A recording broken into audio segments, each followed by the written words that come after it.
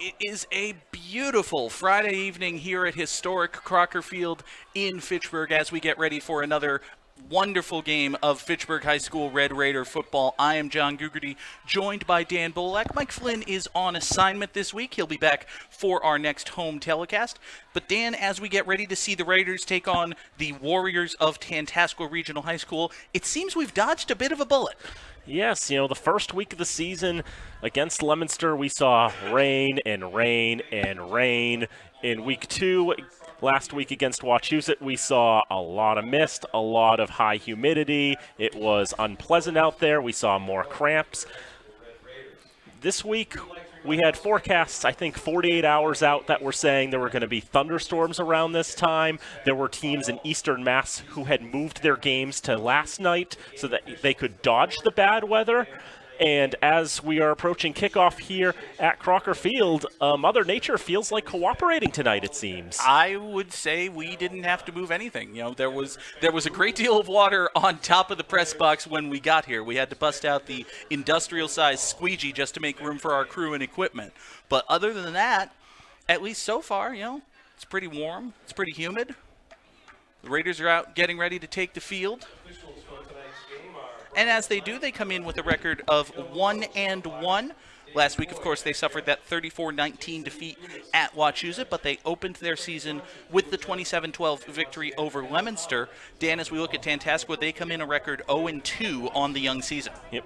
We may remember a couple of years ago that Tantasqua was the Central Division IV champions. The Raiders played them twice, lost both games, both the one early in the season here at Crocker Field, and then the one late in the season at Foley Stadium. But Tantasqua is not quite the same as they used to be. As we mentioned, they're 0-2. They went 2-3 in the Fall 2 season. They lost their star quarterback, Dante Reno, who led the team to that Central Mass Championship as a freshman, continued to lead the team as a sophomore as a quarterback. He's transferred to Loomis Chaffee in Connecticut. And so that, plus a lot of seniors having graduated from that championship side, means Tantasqua doesn't quite have the experience that they would be looking for, and so it's been a challenge the first couple of weeks. They got shut out by a resurgent Marlboro team, 27-0. Panthers eat Warrior meat. And then last week against the Falcons of Minnechaug, they got the opening strike from Aiden Filler, led 6-0 at 1/4 time, but then Minnechaug turned it up and changed the difficulty sliders a little bit, racked off 34 in a row, and that was that. And so Tantasqua comes to this game 0-2, just 6 points on the season to show for their efforts, and this is not going to be that much easier of a test. Now, Fitchburg is definitely a potent offensive team, especially, of course, when the ball is in the hands of number 1, Anthony Aquino. Raiders will be heading out to midfield to take the coin toss. Their captains, left to right, will be Sam Faulkner, Gio DiCarlo, the aforementioned Mr. Oquendo, and Colin Dudek.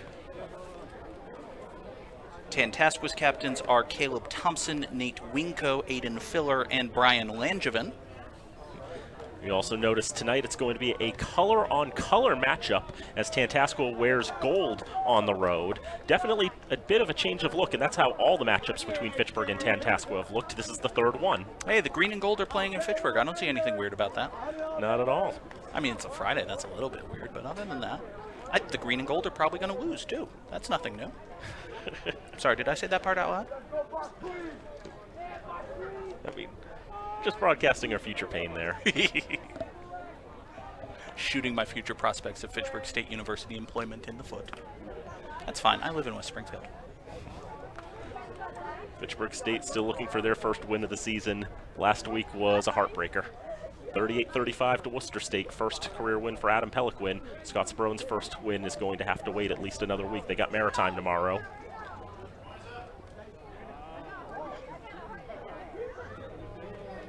Looks like the Red Raiders have won the toss.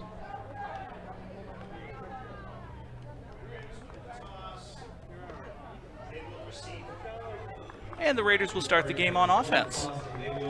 So as the Red Raider offense gets set to take the field, we will step aside for a moment of silence and the national anthem. It is Fitchburg High School football right here on FATV. Yes, sir.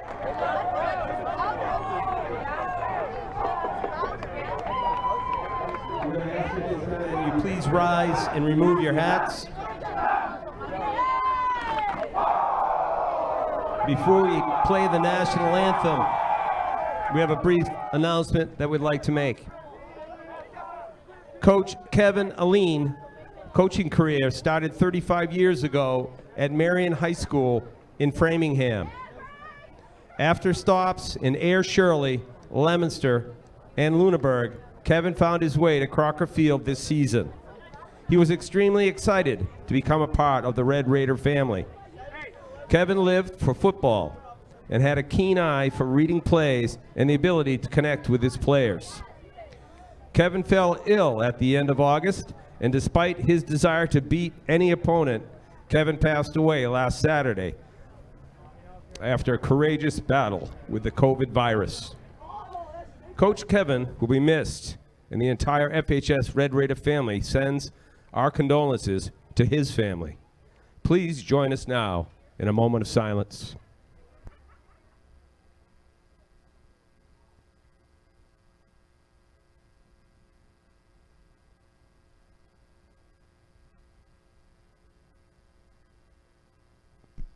Thank you very much. At this time, our national anthem.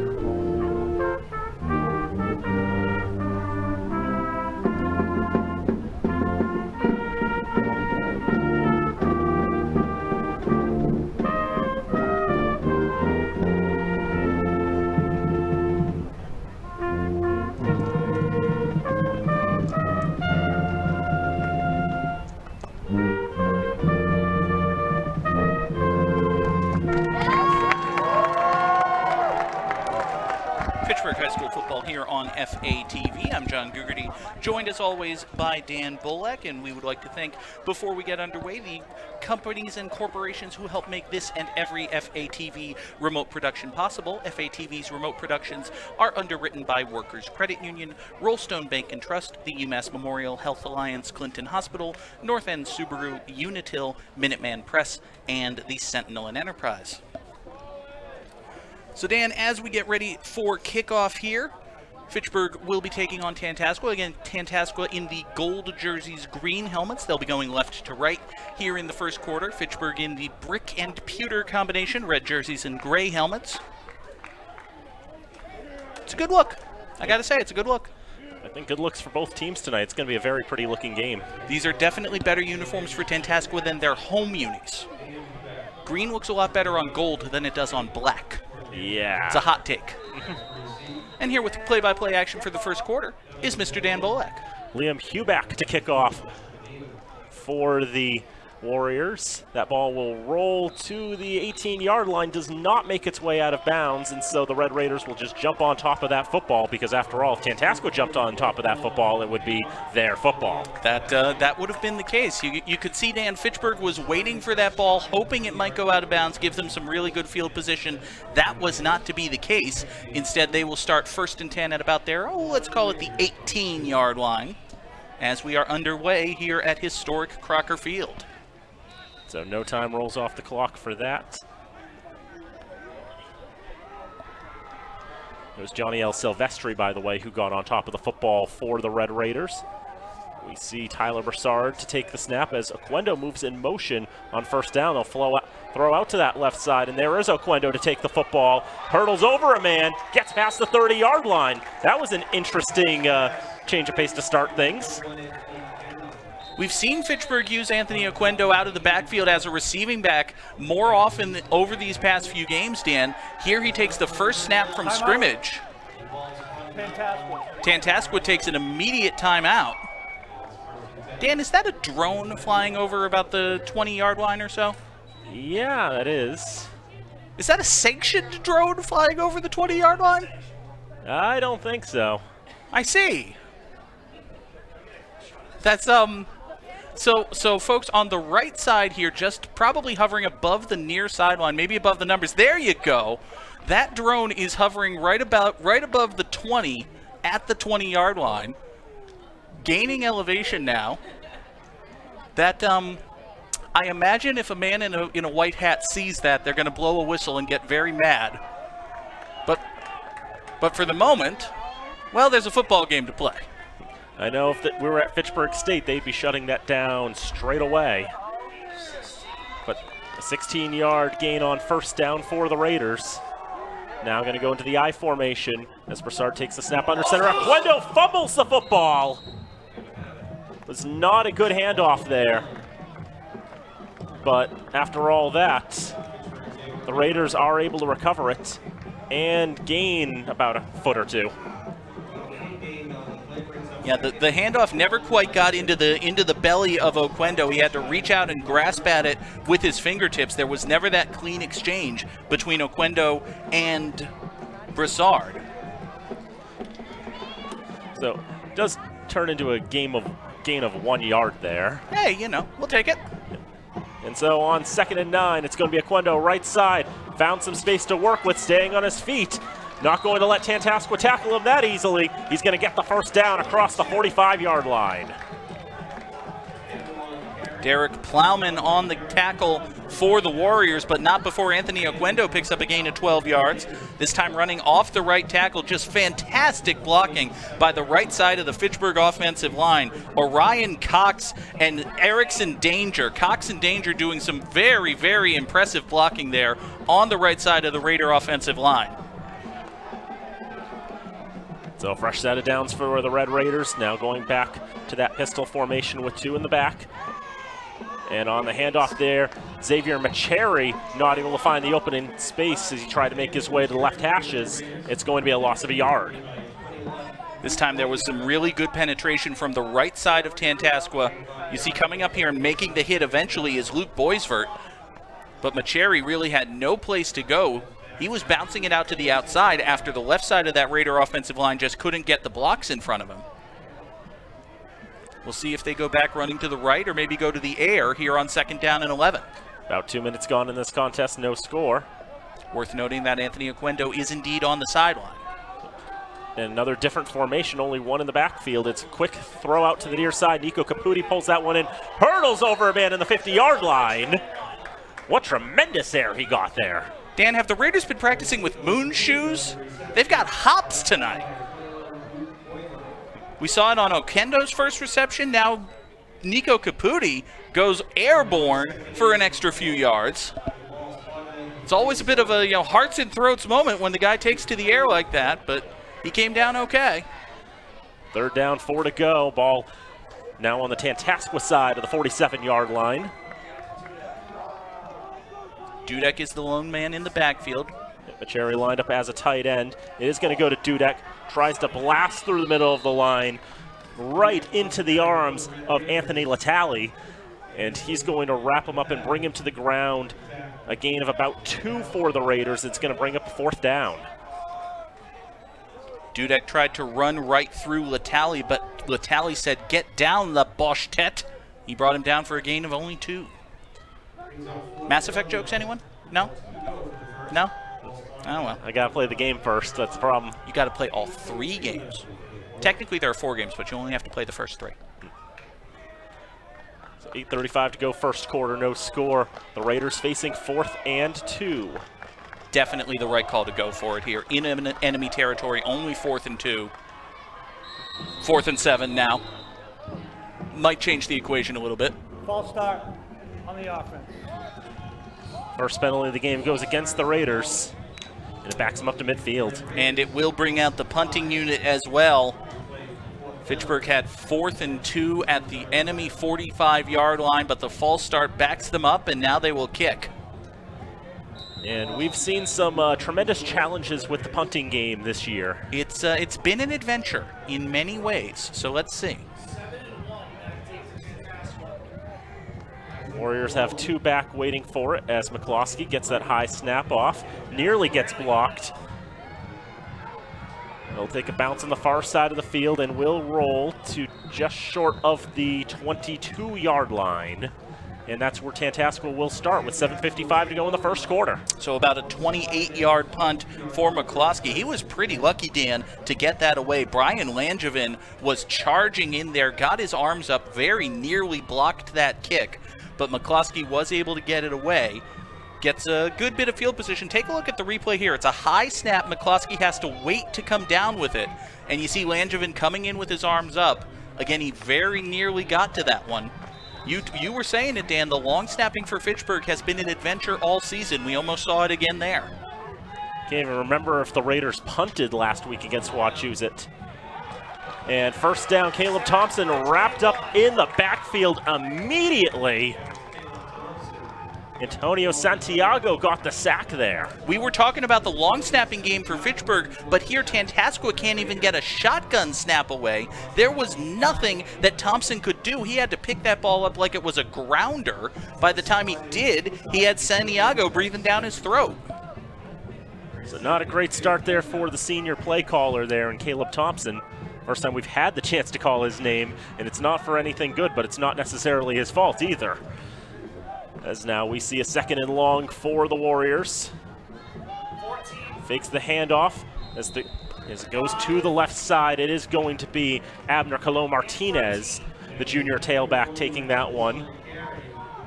Warriors have gone with deception on their first 2 offensive plays. The first play, the busted play, they looked like they wanted to fake the pitch and then have Thompson keep it himself. This time they fake the QB keeper. It goes to Colon Martinez. He only gets a couple. Not even back to the original line of scrimmage. It's 3rd down and, what is that, 13, Dan? 3rd and 13. They give him the 19, so it is actually a gain of 4 yards. It looked way worse than that, or maybe I wasn't calculating the second down, how many yards he lost the first time, and we have whistles again. Looks like this is going against Fitchburg. Official on the far side is signaling offside. Encroachment. Defense. So another 5-yard penalty. This one probably not as debilitating as the one on 4th down that led to the Raider punt, but it makes it a very much more manageable 3rd down situation now for Tantasqua. The Warriors would like to get a first down here, Dan, just to get a little bit of field position back. I mean, if they have to kick the ball away from right here, the Raiders are probably taking over in Tantasqua territory. We did not see a lot of confidence out of their kicking game in warm-ups, to say the least. One in the backfield for the Warriors. Did they do that again? I think they did that again. If they do it one more time, it'll be a first down. Encroachment. Defense. So Tantasqua gains 10 yards by doing absolutely nothing. Who do they think they are, Luigi? I'm glad you got that one. I like to hang lampshades on your jokes sometimes. We just have to make sure we got to make sure we know each other's jokes. That's right. So, and it's even better when Sweeney doesn't, because he gives us this gobsmacked look, and we just get to laugh. Filler in the backfield for the Tantasqua Warriors, the visitors from Fiskdale. The Raiders surely not going to get caught out a 3rd time, and it will be Filler who's going to stay on his feet, is going to get across the line to gain for the first down, a gain of 4 on his first carry of the contest. Aiden Filler, usually the starting fullback for the Warriors, pressed into action as the tailback due to injury. We had a chance to talk with one of their assistant coaches, Nicholas Genesi, earlier today before the contest. Genesi might be a familiar name to viewers of FATV. His brother Dave is co-host of Forks Over Fitchburg. But very big thanks to Nicholas Genesi helping us with pronunciations and letting us know that Filler was filling in. On first down, Thompson's going to take it himself and gets wrapped up and taken right to the ground after a gain of 2. He basically ran right into Nico Caputi. And that was a collision that Caputi got the better of, I would say. He actually ran right over Filler. Filler was trying to serve as his lead blocker, but Thompson was running too fast for Filler to block properly. So Thompson ran into Filler, knocked Filler over, and then Nico Caputi came in and just walloped him. 4:40 to go, first quarter, no score.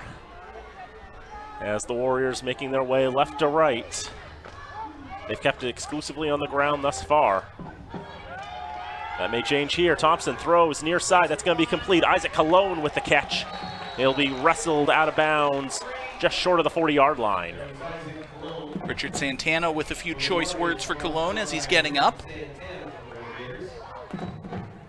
Nice, safe, designed, quick pass out here. Roll your quarterback to the right. He's only got one, maybe two options.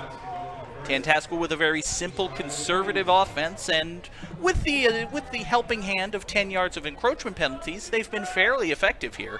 They do face third down, though. Clock not going to restart because that last play went out of bounds. That's an FHS rule. But 3rd and 3, they just converted to 3rd and 3 moments ago. See if they can do it again. Filler the one in the back to the right of Caleb Thompson. And that's a bad snap. Thompson's able to pick it up, get to the near side, and he's going to have the first down, except he lost the football again. And Fitchburg's got it.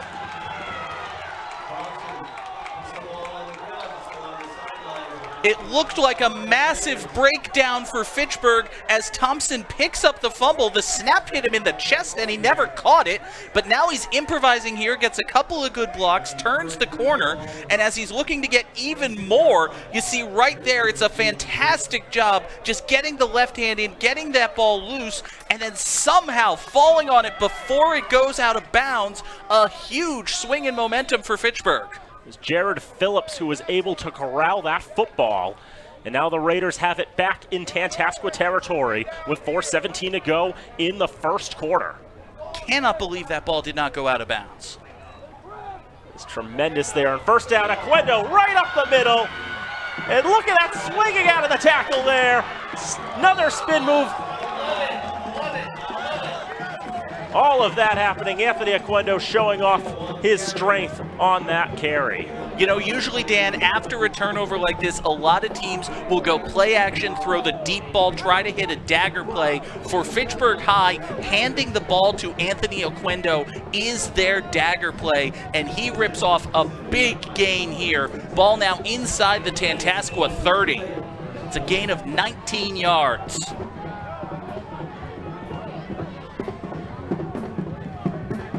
Big gain for the Red Raiders on first down. Lucas Bolak now to take the snap. And he'll just improvise, take it himself on the option play. Gets some pretty good yards out of that. He's inside the 20-yard line. Danny, last week I talked about the possibility of a quarterback controversy in Fitchburg, but I think they have a quarterback tandem right now. Tyler Broussard and Lucas Bolak, each of them brings different elements to the game, and when you've got Bolak in the game, as he is here, he presents a major threat in the running game, especially as you get closer to the end zone. When it gets closer to the end zone, there are more options to defend, more things for the defense to worry about. It becomes easier to run that option and get in for a touchdown. So now, Aquino looking for just a yard, and he got more than that. Another first down for the Red Raiders. Dan, the more I think about this, the more I like it, and I wonder if it really is the strategy that as they get deep into Tantasqua territory, the Raiders are going to bring in Bolak at quarterback. Because again, just having him there, he does not have the arm strength of Tyler Broussard. I think everyone will freely admit that. But the element he brings in the running game creates so many more problems for enemy defenses to have to deal with. It's a wonderful strategy deep in the opponent's territory. Now he's able to move his hands just like that, pulls it right out of the hands of Aquino, going right up the middle, now to secure the ball as the ball is formed. And they'll stop play there after a gain of nearly 5. And if you're Tantasqua, Dan, you know Fitchburg is going to go on the ground. As long as Bolak is in the game, they're not going to go deep. They're probably not going to throw it at all. But you have no idea who the ball carrier is. You have no idea where it's going until Bolak has made his read, until he's made his decision. That's the threat that the option presents. Fitchburg High is running it very effectively right now. Yep. Now Tyler Broussard back into the contest.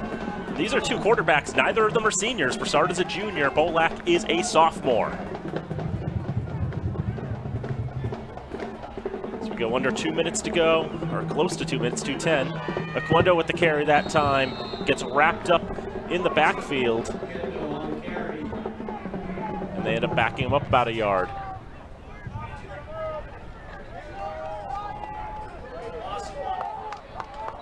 So they go back to Aquino. This time he's not able to find anything. After the short gain on first down, they brought Broussard back in, introduced the threat of a passing element to their offense. Now on 3rd and long, it's probably 2-down territory, so they don't have to throw here. But it's an element of their game that Broussard brings, and he is indeed the quarterback. 12 yards from goal. Macheri is the one in the backfield, or is that Aquino? That is Aquino. Yep, I've got a bad angle. I think my binoculars need to be readjusted. Is this the best time to be readjusting that? Who knows? But Aquino's going to have the carry. He finds some space up the middle. Finally wrapped up by 2 Warriors. The first to arrive was Nate Winko. Not going to be quite enough for a first down, but they're going to be pretty close. Not too many yards to gain there. It's going to bring up 4th down and about 2. Good initial blocking there from the Raider offensive line, but then Aquino just runs out of space. First guy to get to him was indeed the captain, Nate Winko. Fitchburg was faced with a 4th and 2 earlier in this game. They wound up committing a false start that led to a punt. Anthony Aquino already 5 carries, 39 yards as we approach what may well be the last carry of the first quarter. We tick under 30 seconds to go in the frame. Aquino to the right of Tyler Broussard. They need to get to the 5 for a fresh set of downs. And this is on the end around, some trickeration there. Spinning around, trying to get to the line to gain. He's pinballed backwards. That was Joseph Stanford. I don't think he got there. I think he's a good yard short. We've seen Fitchburg try this before, that quick little shot put pass. It is a forward pass and a reception for Joseph Stanford. They try to get him around the edge, try to turn the corner. The Warriors, however, did a very good job keeping their edge, keeping Stanford contained, and they were finally able to guide him out of bounds. So Tantasqua stands tall on 4th down. They will take it over. It may be a matter of time before the Raiders get into the end zone as they keep winning the field position battle, but the battle on the scoreboard remains a draw. 95 yards of offense for Fitchburg, 13 yards of offense for Tantasqua. In fact, let's see, that doesn't include the 10 yards of penalties either. But Tantasqua has to start deep in their own territory. As Thompson takes from under center.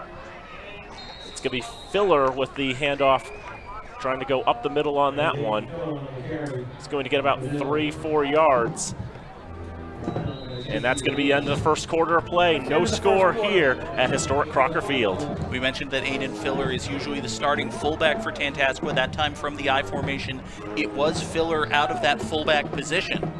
But he's probably going to be seeing more carries than you would expect from your starting fullback here tonight at historic Crocker Field. And speaking, Dan, of historic Crocker Field, it is recognized for its beauty. It's listed on the National Register of Historical Places, and it needs your help. Located in the heart of the community, built in 1918, this central Massachusetts field has a fabled history in the hearts of Fitchburg High School alumni and a magnificent future in the Fitchburg community. You can be part of the restoration efforts and donate today. To learn more about how you can help the Crocker Field Restoration Committee, go online to crockerfield.org, or you can mail your donations to Crocker Field Restoration, 140 Arnhow Farm Road, Fitchburg, MAC 01420, and do not forget, all donations are tax deductible. Do you get the car talk jokes? Are the car talk jokes landing? I need to poll my audience sometimes. I think I just missed the thing entirely, but then again, I'm they not always sure said Matt when they were talking about Massachusetts, because their studio was in Cambridge, Matt, our fair city. Ah, yes. That's all. Click and clack. No? All right, fine. Ooh, Sean Sweeney gives us a scoreboard update. Oakmont, from Ashburnham and Westminster, up early on Northbridge. Probably one of the best teams in Division 7 in Central Mass, possibly. And Leominster and Neshoba scoreless at 1/4 time. Now John Gugerty's got the call for the second quarter in progress. As Caleb Thompson takes the option handoff going to the near side. Dan, I think they ran a bit of the triple option out of the I formation that time. They faked the handoff to the fullback filler, and then you saw Thompson kind of looking back at his tailback, looking like, maybe do I want to pitch it, maybe do I want to pitch it. He ultimately kept it himself and got a first down. A pretty good gain. It's a gain of 8 yards officially. It's enough to move the chains. It'll be 1st and 10 for the Warriors as they come out to their own 22-yard line. Thompson is a senior. Under center, I formation once again for the Warriors. Handoff goes straight behind him. Up the middle, Nate Winko gets a couple. Winko's listed as a wide receiver, but we mentioned the Warriors are a little thin at running back. So maybe try to get the ball in the hands of a couple different guys, see who can do the best job of it. This time Winko picks up a couple. Brought down by a whole pirate ship full of Raiders. A pirate ship is the name for a plural of Raiders, right? A mutiny of Raiders? Assuming that mutiny's probably better. I like a mutiny of Raiders, yeah. It has to assume that the Raiders are nautical, and I don't think ours are. That's a fair point. 2nd down, 7 now for Tantasqua. Thompson wants to throw, lofted to the near side. It's a jump ball, and it is intercepted. Picked off by Donovan DeLeon. He went up and got it. Thompson floated that ball up the near sideline. He was looking for Liam Hurack, but he found the waiting arms of Donovan DeLeon. And DeLeon tracked that so well, as if he was the intended receiver the whole way. Just getting right in front of the Warrior there in Liam Hurack. And he pulls that one in. A huge pick for the Raiders, and they flip the field right back around. You can see the intention, Dan, there. They want to go long. They want to go up the near side. They want to loosen that Raider defense. But when you're the quarterback in that situation, if you're going to miss, you have to miss long. That time, Thompson missed short. DeLeon had all the time in the world to position himself beneath the ball, went up, made the pick. Now Fitchburg's offense takes over 1st and 10 at the Tantasqua 45. Anthony Aquino gets the carry on 1st down, runs to his left side, gets not much there. I think the initial hit was made by Connor Carey. Forrest Carson was also in the area. We'll take a look at it again. This time they run to the left side, and it was Carson, the first guy there. Carey provided emotional support, but I think Carson did the yeoman's work. It's a gain of 1 for Aquino. It'll be 2nd down and 9. Just under play here in the 2nd quarter. Still scoreless from historic Crocker Field. Tyler Broussard goes under center. For Fitchburg, he has Anthony Aquino, the lone man behind him. Quick pass to the far side is complete. Nico Caputi the catch. Dodges a tackle deep into Tantasqua territory. And he's spun down at about the 25-yard line after a gain of, 14, 19, something like that? Pretty good game there, and I think Fitchburg may be exploiting something there, just seeing the flanks not as well guarded. And so we've seen them do that swing pass a couple of times. Caputi able to pull that one in and get some good yards. It's the 2nd time, Dan, that they've gone with that quick pass to the far side receiver. This time they noticed that Luke Boisford was playing very, very loose in coverage, and you actually saw it on the replay. Boisford came up, tried to make the tackle, and completely overran Caputi. Caputi didn't have to do anything. Boisford just ran right past him. 17-yard gain there, 1st down for the Raiders.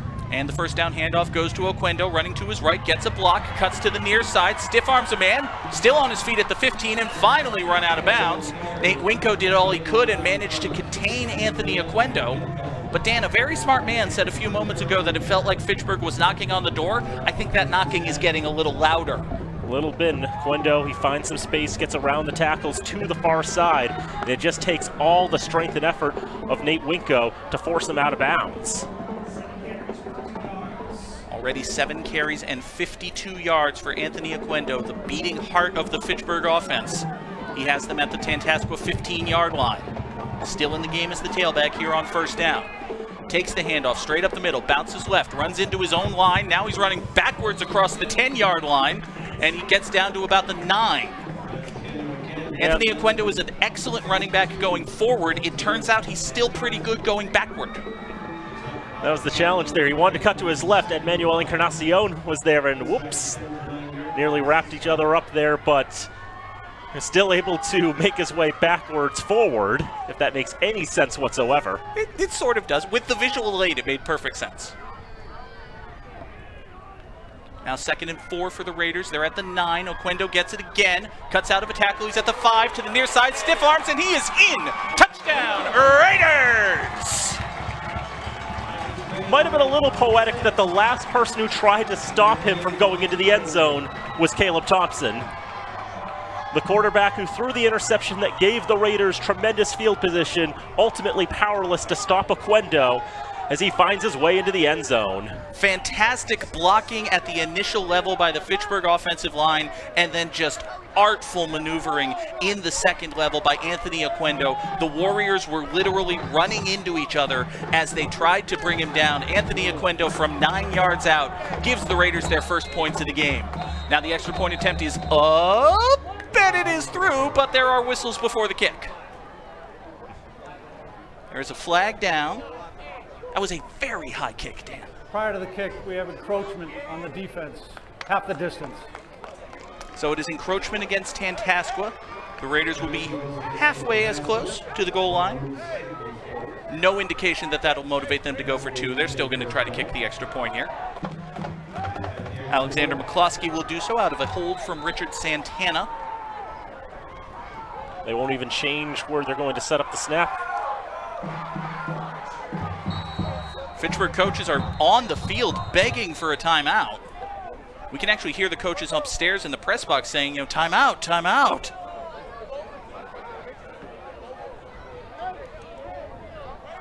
Timeout, Fitchburg. And the timeout is called.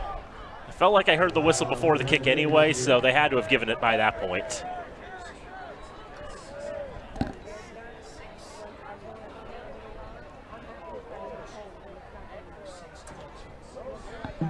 Getting some more scoreboard updates from Mr. Sean Sweeney. St. Bernard's on top of Hadley, 7-6, and South Hadley, 7-6. Lunenburg, meanwhile, is tied with Oxford. The score there, 6 aside. Lunenburg and Oxford both 2-0 on the season. St. Bernard's had a rough one against Stoneham last week, and so they're trying to bounce back from that. South Hadley, a strong team out of Western Mass. Hadley's high school is Hopkins Academy. They don't have a football team. I see. You called the game Hopkins Academy was in. I'm sure I did.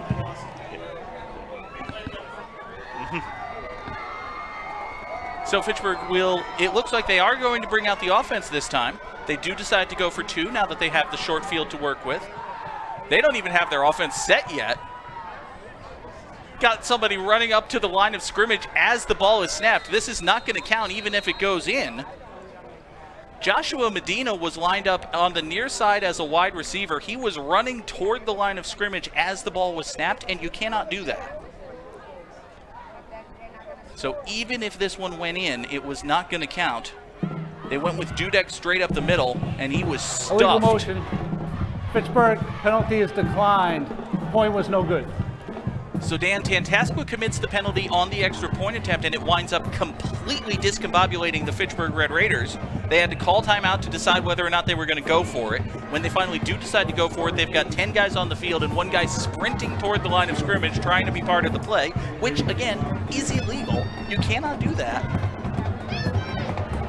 It's been a flag-heavy game, but it's hard to say that the officials aren't doing their jobs. The teams have just been a little undisciplined so far. It's a little bit weird right now, but I would like to also once again say I'm just glad it's not raining. That is true.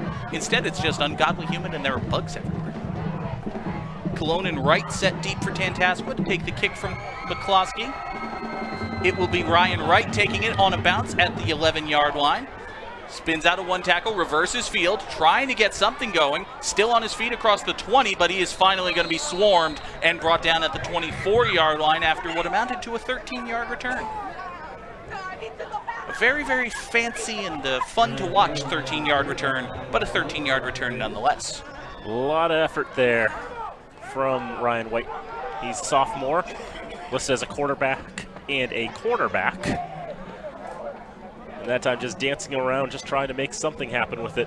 Just waiting for the ball to come to him, but then when the ball fell into the saturated turf because it's been raining all day, he had to pick it up and make something happen with it. There's moisture in the air, there's moisture in the ground, it is wet everywhere. But fortunately, again, it is not raining. Does let the teams actually try out the passing game without having to worry too much about that. Fitchburg shows blitz on first down. It's a handoff up the middle. Across the 25, brought down at about the 26-yard line. I believe that was Aiden Filler, the ball carrier. Nico Caputi and Elijah Jellin made the hit for the Raiders. I believe it was actually Winko. It was indeed Nate Winko. So Winko listed as a wide receiver, but as we've said a number of times now, Tantasqua is making do at the tailback position.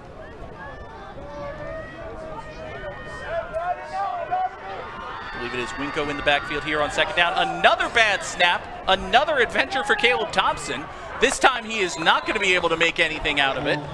Dan, Tantasqua can't even reliably snap the ball from the shotgun formation. That might be something they need to take out of their playbook for a while.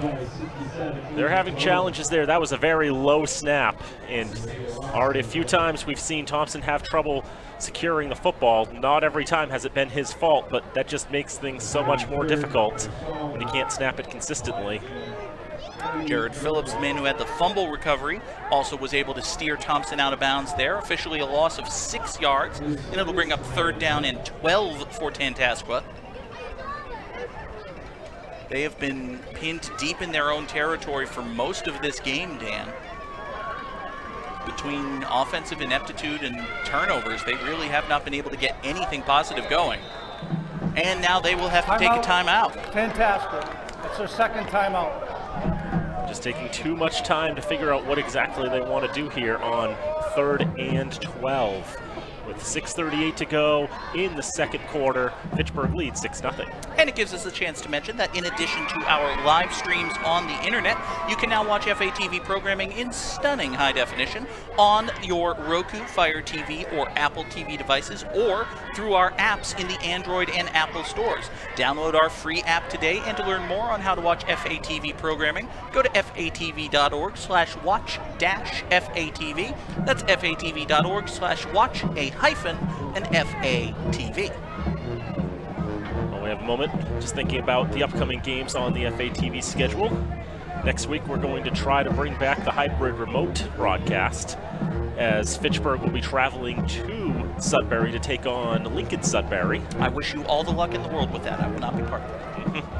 Yep, Nate will be making his way down there, and we'll hope to have a good broadcast there. I would say that I have a moral objection to doing games from the studio anymore, but really I just can't get the time off work. Sorry.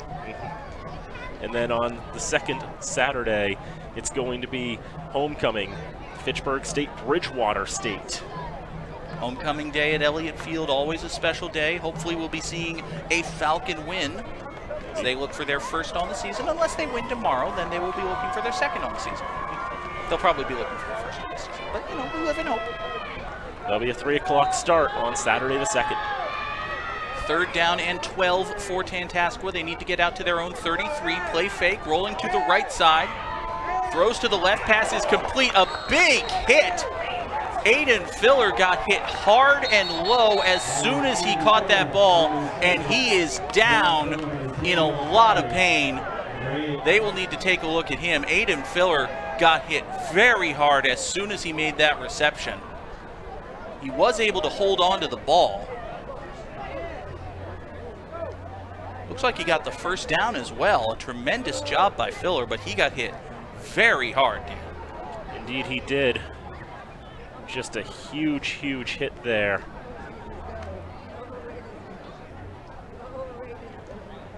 You can see they're looking at his right leg. We'll take a look at it again. Thompson rolls out to his left side. You see Filler there, makes the cut. He takes that pass and then immediately just gets walloped right in the right leg. Hopefully it's just a hard hit. He is back up on his feet and heading off under his own power, which is really, really good to see. You know, he was moving when you're moving so fast in one direction, Dan, and then you get hit low going the other way. I mean, you know, obviously it's a shame that he was hurt, and it's a shame that he had to come out of the game, but I think he's breathing a sigh of relief right now. That could have been a lot worse. Credit to him as well for managing to hang on to the ball, make the reception and the first down. So Tantasqua keeps their drive alive. 1st and 10 for the Warriors at their own 32. They go back to the shotgun. Fitchburg showing blitz. Here they come. Winko the carry running to his right. Tries to turn the corner, but he cannot get away from Nico Caputi. Nico Caputi came unblocked from the defensive left side. He was in the backfield well before Winko could turn upfield. The Tantasqua offensive line falling apart on multiple levels. It was Caputi coming from the second level, Dan, who was able to come in and make that hit. It's a loss of about 4. Coming in with that burst of steam there. Push them back inside the 30-yard line. It'll be 2nd and a lot to work with for the Warriors.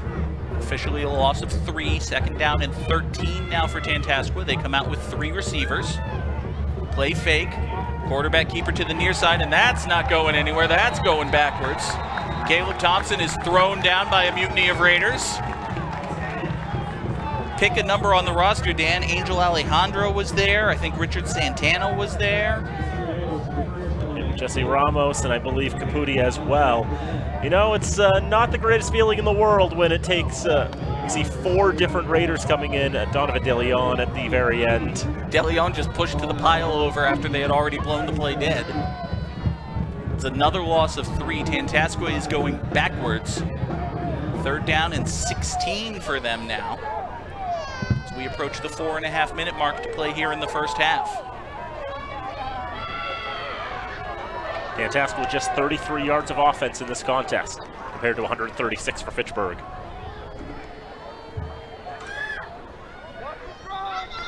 And we get whistles before the play. There's a flag down. Encroachment on the defense. It's the 3rd encroachment on the Raiders today, I believe. 3 encroachments and a false start. Fitchburg's defense, Dan, you know, the defensive line and the linebackers especially, they have been very aggressive. You know, they are not being subtle when they're coming on the blitz. They are getting up in the line of scrimmage. They are ready to jump the snap, and they've been perhaps a little over-aggressive. We already saw it cost them 10 yards that led to a first down earlier in the game. Now a 5-yard penalty here makes it a more manageable 3rd down and 11. Although, quite frankly, 3rd and 11 seems to be beyond most of the skill set of Tantasqua. They did pick up one earlier on this drive, so it is by no means an impossibility. 17 receiving yards, 16 rushing yards, and 15 yards gained by penalties. Fake the handoff, pass over the middle is incomplete. I believe he was trying to hit Huback, but Huback was well behind that pass. Closest guy to it was Xavier Macheri. So they tried the play action fake, and they want to hit a tight end streak up the middle, but the ball is just over Huback's head. Kind of the opposite problem of the first interception, Dan, where in that case, overthrowing the ball almost led to disaster for Caleb Thompson. But now for, I believe, the first time today, we will see the Tantasqua punting unit. We will. It'll be Huback there to punt it away for Tantasqua. Bad snap. Low snap, handled well by Huback. He gets off a low spinning kick that bounces off of DeLeon. That's a live ball. Whoever falls on it has it. And Donovan DeLeon is able to come out of there with the ball. I think, Dan, at the last minute, DeLeon realized that trying to catch that ball was a bad idea, but by the time he had that thought, it was too late to get away. We'll get a really good look at it here. Yeah, he was trying to check up, get away from the ball, but the ball came to him anyway, and then he's just in desperation mode trying to get back there. Yeah, he came up, tried to make the catch on the run. He realized too late that he wasn't going to be able to do that. How many times have we seen the Raiders lose the ball on a play like that? This time they're lucky to keep it. First down, play action fake. Lucas Bolak will keep it himself. Bolak's got a big hole. Bolak's got blocks into Tantasqua territory and dragged down inside the 40-yard line. Lucas Bolak with a huge run. Danny, are you related to this guy or not? Did you do the homework? We're still working on it. We're still working on it. Can you claim him? Can you adopt him? Is that possible? Some people have got things to say about that, but just look at how well he's able to pull that ball in. Offense. And unfortunately, it's coming back. An illegal block in the back. We didn't see the flag until well after the play, but there it is at about the Fitchburg 40-yard line. So that play's coming all the way back.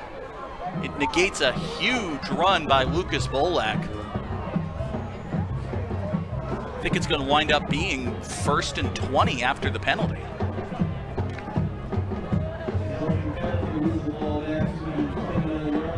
So that is a huge swing in momentum. It was going to be a big first down deep into Tantasqua territory. Now instead, 1st down and 21. But Anthony Aquino goes straight up the middle. Anthony Aquino is into the second level. He breaks through the last man to beat. Anthony Aquino is going to go all the way. 71 yards. Touchdown, Raiders! That happened a lot last year when the Raiders would take a debilitating penalty. It's like, oh, we'll just get it all back in one go. Anthony Aquino gets it all back and then some. He takes everything. Did you see that ankle-breaking move he made? Which one? There were 4. Look, right off the bat, the Fitchburg offensive line did an amazing job getting Anthony Aquino into the second level. And then, I'm sorry, Nate Winko, but when you are running backwards and trying to plant your feet to tackle Anthony Aquino, you've already lost. And he is into the end zone, literally untouched.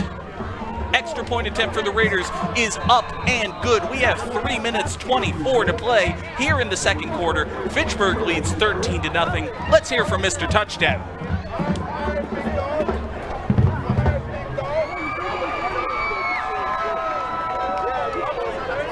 Anthony Aquino, 138 yards already. One of the signature plays of his Fitchburg High career for the senior running back. Dan, you have to go. There is a very short list of players who have meant as much to an offense for Fitchburg High in the time that we've been covering games as Anthony Aquino does to this Fitchburg Red Raider team. You don't see too many 4-year running backs, especially at this level of play, but Anthony Aquino, he's been a gifted running back for the Raiders ever since he started donning the brick and pewter, even more back to the older helmets, and you can see that my analogy was starting to fall apart at the seams once I thought about it too hard, but still, just to see him develop and get better and better over the years, that was just a tremendous run to watch. McCloskey's kick is short, but it will be stopped. There are whistles and flags before the play. How often do you see a kickoff stopped?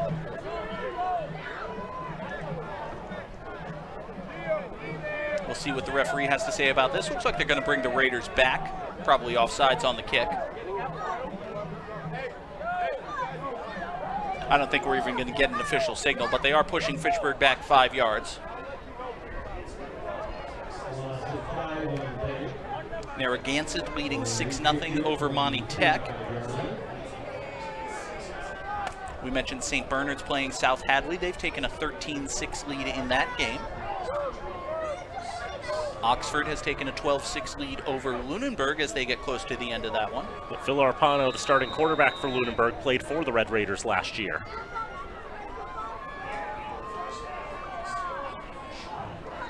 And Leominster and Neshoba still scoreless as they approach halftime. Here at historic Crocker Field, though, McCloskey's second attempt as a kick is a much better one, taken in at about the 16-yard line by Ryan Wright. He breaks out of a few tackles before finally being brought down. It's another visually impressive, although not terribly productive return. Gets out to about, let's say, the 24-yard line, where Tantasqua will take over, now down by 2 scores. Seemed like one of those moves he tried to make there. He was thinking he could probably try to pull the Anthony Aquino ankle breaker. Didn't work. Wright was moving very gingerly, actually still having to be helped as he heads to the sideline. You can see he just got sandwiched right in the middle there as he was being brought down.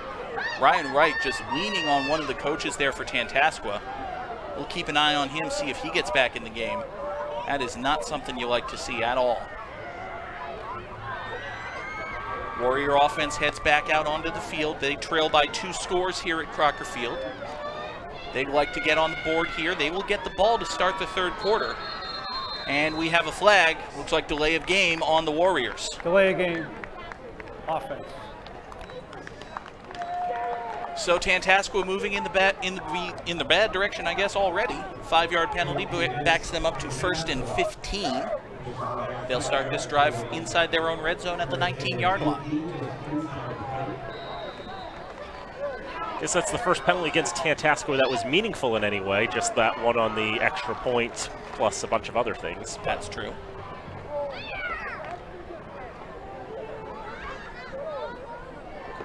We'll see if Tantasqua has the handed off to Aquino play in their playbook. More teams should copy that play. It's a good play. They try a jet sweep this time. Ball carrier to the far side is Isaac Cologne. He turns the corner a little bit. I think he got back to the original line of scrimmage, not much more than that. So they do go a little bit deeper into the playbook. Try that jet sweep. Well, they tried to hand it off to 1. Isn't that near enough? No, there you go. That's basically the play. Hand it off to number 1, see what happens. And, well, he undid the penalty yardage and got a couple, just not all the way. Well, yeah. And Isaac Cologne heads to the sideline. You see him there. He'll be attended to.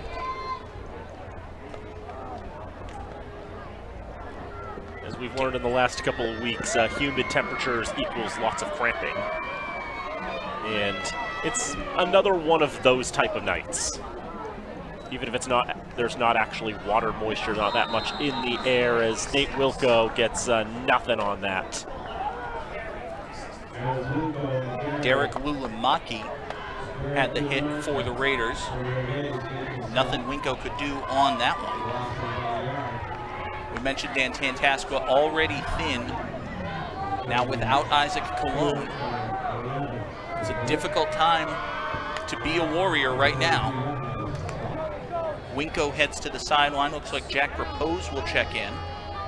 Just maybe try to get a fresh set of legs as Repose, the sophomore receiver, comes in. We'll see what Caleb Thompson has on 3rd down. I'm sorry, Dan. Tantasqua has a very underclassmen-heavy roster, 8 seniors, 10 juniors on their 45-man varsity roster, and another penalty. I believe we have another encroachment. Encroachment on the defense. That, I believe, is the 4th encroachment penalty against the Raiders today. We're getting nods in the press box for that, so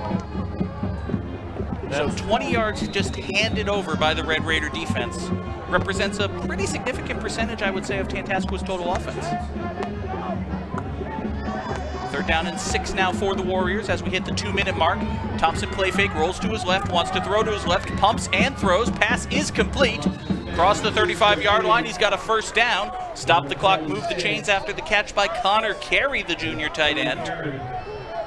Connor Carey proves that nominative determinism is not everything as he makes a reception in this football game, and he picks up the 1st down.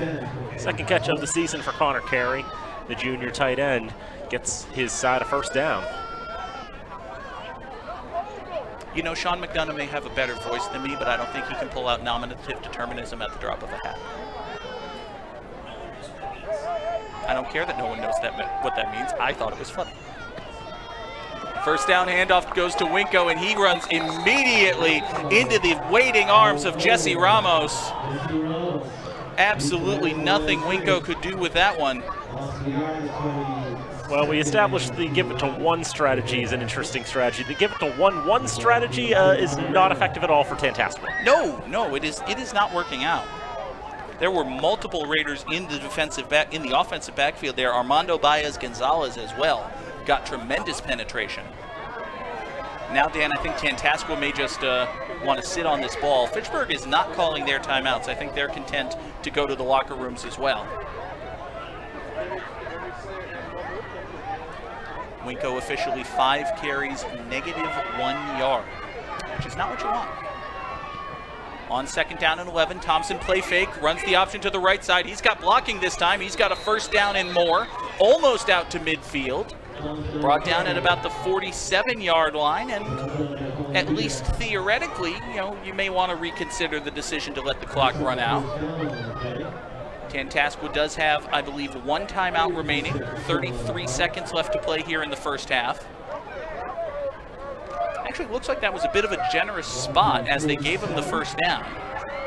It's a gain of 12, and it is enough to move the chains. First and 10 for Tantasqua at their own 47, still from the I formation. Pitch option to the near side, trying to get something going. Not much doing there. Ball wound up in the arms of Abner Colon Martinez.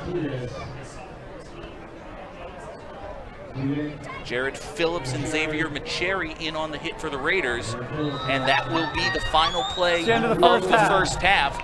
We go to the locker room stand with Fitchburg leading 13-0 and very firmly in control of this football game.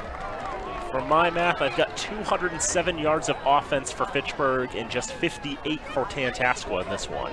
58 yards of offense, and they've benefited from 20 yards just from encroachment penalties. Tantasqua has had some opportunities, but they have not been able to get anything going. One positive for them, as we said, they will get the ball to start the third quarter. But really, Dan, one more time before we go to halftime, how about that 71-yard touchdown run by Anthony Aquino? And we thought, it was a back-breaking penalty. It felt like, Lucas Bolak had put all that effort in, got great yardage, got backed up. But that's when we saw a little bit of that swagger from last year where the Red Raiders, they knew when they made a mistake, they had to make up for it. And Anthony Aquino made up for it in spades on that run. That's going to be one of those plays that if you're a Red Raider fan, you're just going to want to play back again and again and again and again. I know Tantasqua fans won't want to see it again and again and again and again, but I know we will. They certainly don't want to see it again and again and again and again in the third and fourth quarters of this one. But folks, Fitchburg Access Television would love to hear from you, our viewers, on how you like our broadcast coverage. You can email contact@fatv.org and share your thoughts today. You can also leave us comments on our Facebook page, which is a great way to communicate with FATV and the greater Fitchburg community as well. We really do enjoy providing all this coverage of local sports. We hope you enjoy as well, and we hope it motivates you to join our team and become a volunteer for FATV, be part of the crew here working these football games, working local political events, parades, celebrations. There are so many things FATV does. You'll hear a little bit more about that later on. But folks, it really is a great way to connect, to be part of the Fitchburg community, and just learn a cool, fun skill.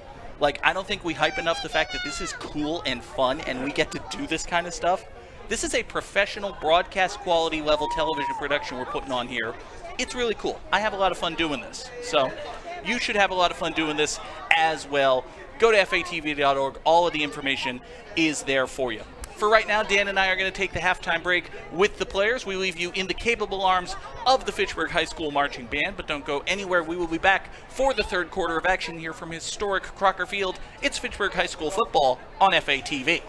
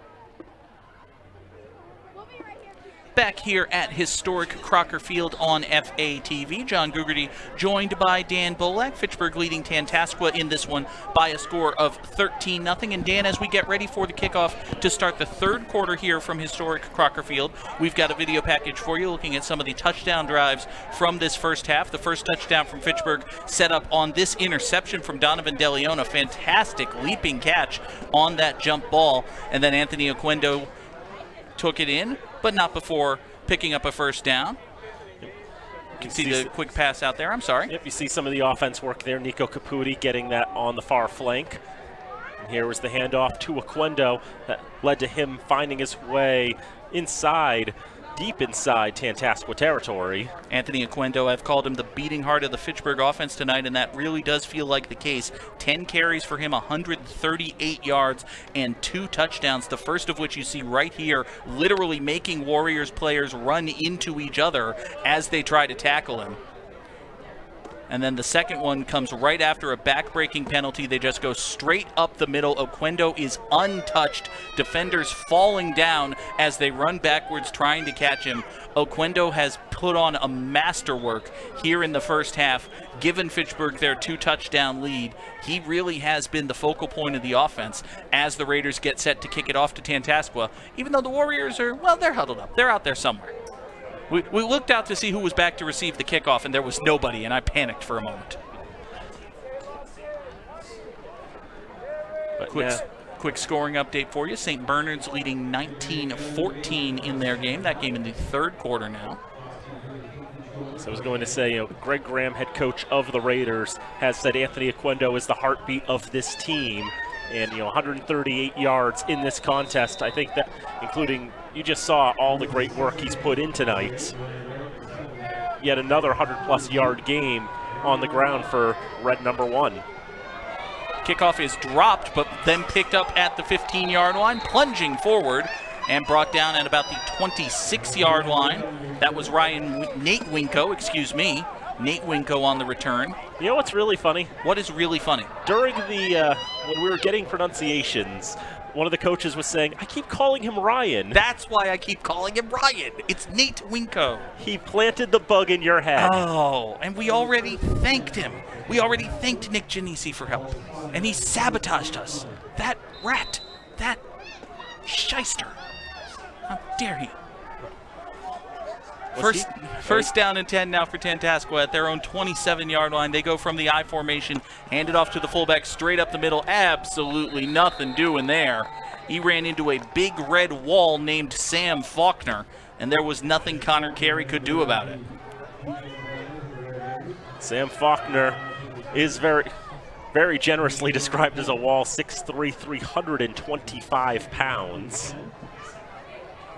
Angel Alejandro providing assistance to Faulkner.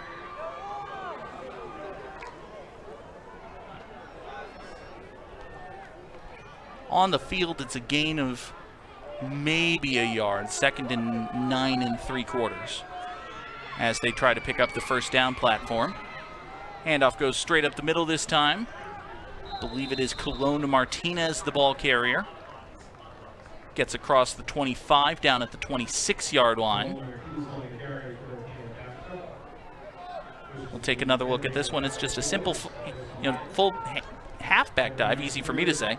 Halfback dive straight up the middle, and then Abner Colon Martinez does fantastic work there. Just keeps his legs churning, keeps moving, keeps advancing the ball downfield. He was wrapped up with, maybe 5 yards shy of the stick stand, but he picked up an extra 2 or 3 just with the second and third effort. Brings it to a third and fairly manageable. Less than 6 feet to get a first. Inside of 2 yards, Tantasqua goes from the I formation again. Fitchburg jumped. The officials didn't call this one. Raiders have been called for 4 encroachments already. One there would have been a first down. Fake the handoff. Pitch to the near side. Fitchburg did a really good job keeping containment, keeping the edge. They diagnosed the fullback dive and then the option play very well. But still, Tantasqua is able to pick up what they needed for the first down. This is really good work by Caleb Thompson. He sees that he's not going to be able to get it himself. He's actually having his jersey pulled, and he's still able to pitch it to Colon Martinez. You don't often see, Dan, the option play run out of the I formation like this. It's usually something you see from a shotgun, but Tantasqua's had a fair amount of success with it. It's definitely a bit of a different look there that the Warriors do bring down from southwest Worcester County and part of Hampden County. Handoff goes straight up the middle. This time good blocking by the Warrior offensive line. Abner Colon Martinez is very close to another first down. Picks up about 9. One thing we heard, Dan, is that since Tantasqua has a relatively small roster just in terms of, not only the size of the guys on the field, but the number of them, and they have so many going both ways, we thought they might get tired as this game goes on. But out of the locker rooms here in this third quarter, it's Fitchburg who looks a bit sluggish, and Tantasqua marching downfield. Now on second down, the handoff goes to the left side. Nothing fancy, not much in terms of yardage, but he needed to get to midfield for a first down, and he did that. Stop the clock, move the chains. Dan, is this the first time tonight that the Warriors have been in Raider territory? They have not spent much time on the Raider half of the field. Sean Sweeney believes this is in fact the first time that it's happened. I'd have to go back in the log, but yeah, they'll give him the 49-yard line. And Fitchburg will take time out. Fitchburg. The Raiders have just, come out of the locker rooms here, and Tantasqua's kind of punching them in the mouth a little bit, saying, hey, we're still in this game. And Sweeney double-checked to confirm this is, in fact, the first time that we're going to see a play from the Raiders half of the field snapped by Tantasqua. And as we take our first stoppage of the third quarter, we want to thank once again the underwriters who make this and all of our remote productions possible. FATV's remote productions are underwritten by Workers Credit Union, Rollstone Bank and Trust, the UMass Memorial Health Alliance Clinton Hospital, North End Subaru, Unitil, Minuteman Press, and the Sentinel and Enterprise. Thank you so much to them for all that they do. And quickly thank our crew for tonight's contest. Nate Glennie is our director. Travis Falk is the guy who does everything. That is always the case, and even more so tonight. Audio graphics and replay. Jared Roberts, Kevin Newey, and Todd Govan are our camera operators tonight. Nate may take offense to this, but I think it's true. I've called Anthony Aquino the beating heart of the Fitchburg offense. Travis Falk is the beating heart of Fitchburg Access Television. That he does so much.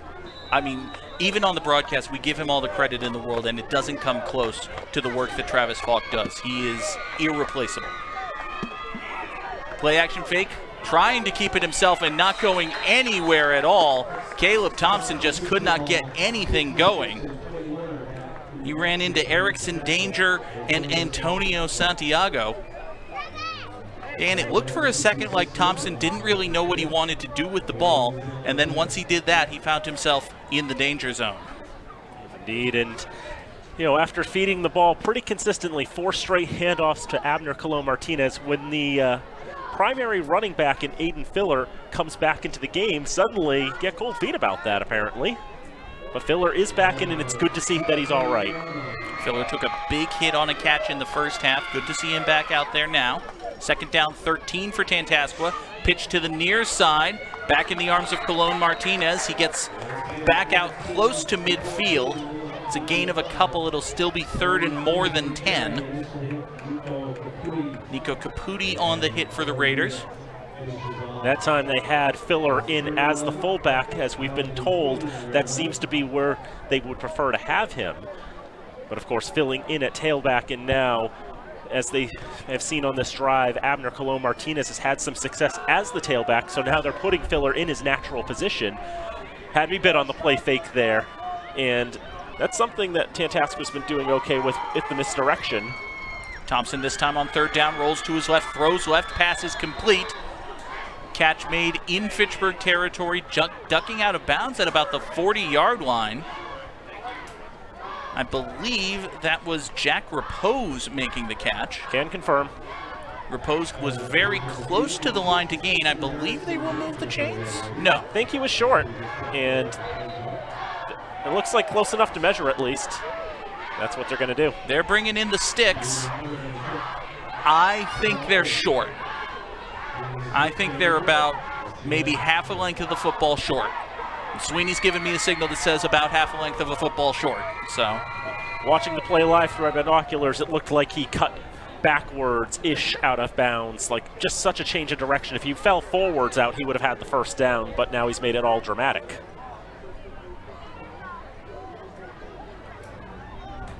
Very, very close. It's going to be within the nose of the football either way. It's going to be fourth down. Fourth down by a chain link. Dan, it was very interesting. You mentioned it. Repose ducked out of bounds. I think he had a chance to get another yard or so. Even if we've seen some juniors and senior players, as they're going out of bounds, they just extend their arm to get that little bit of extra yardage. That would have been the difference there. Now fourth down and 1. The drone is back in play. I don't see exactly where it is. Fortunately, it's not stopping play. Did they just do QB sneak here or what? You think that's got to be the play call there. And of course, he's going to try to get him with the cadence, try to see if they can get him to jump, get the first down for free, but I don't think they needed it.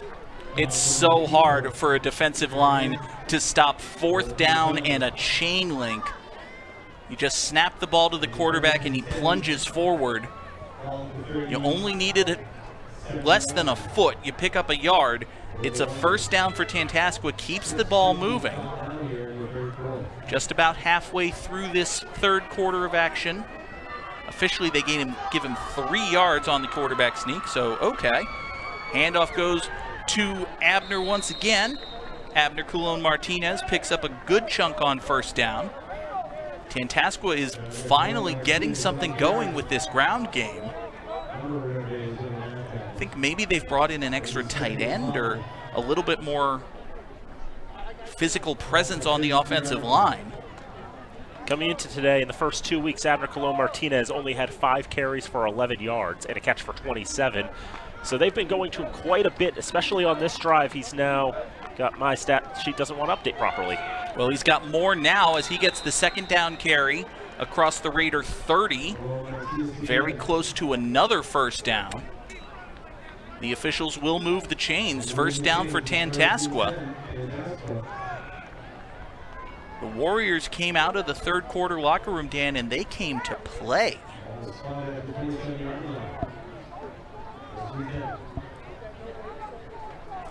But yeah, now that I have it updated properly, 9 carries for 41 yards in this contest thus far for number 14 in the gold and green. And it is 14, Abner Colon-Martinez. This time, great blocking in front of him. He's not even touched until he's across the 25. Plunges forward to the 20-yard line. It's a gain of 8 for him. It's not very fancy. It's not very creative, but by goodness, it's effective. Abner Colon-Martinez has been a big weapon on this drive for Tantasqua. The Raiders have not been able to slow him down yet. Looks like they're finding their mojo there, and they're finding their recipe for success. This time we get a little 14-on-14 violence as Colon Martinez is finally brought down by Nico Caputi. Forced backward after he got that carry. Is that a flag I see on the far side? There is indeed a flag on the far sideline.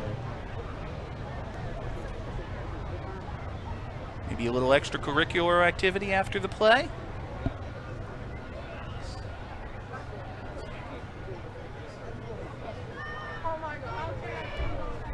Dead ball foul, unnecessary roughness, defense.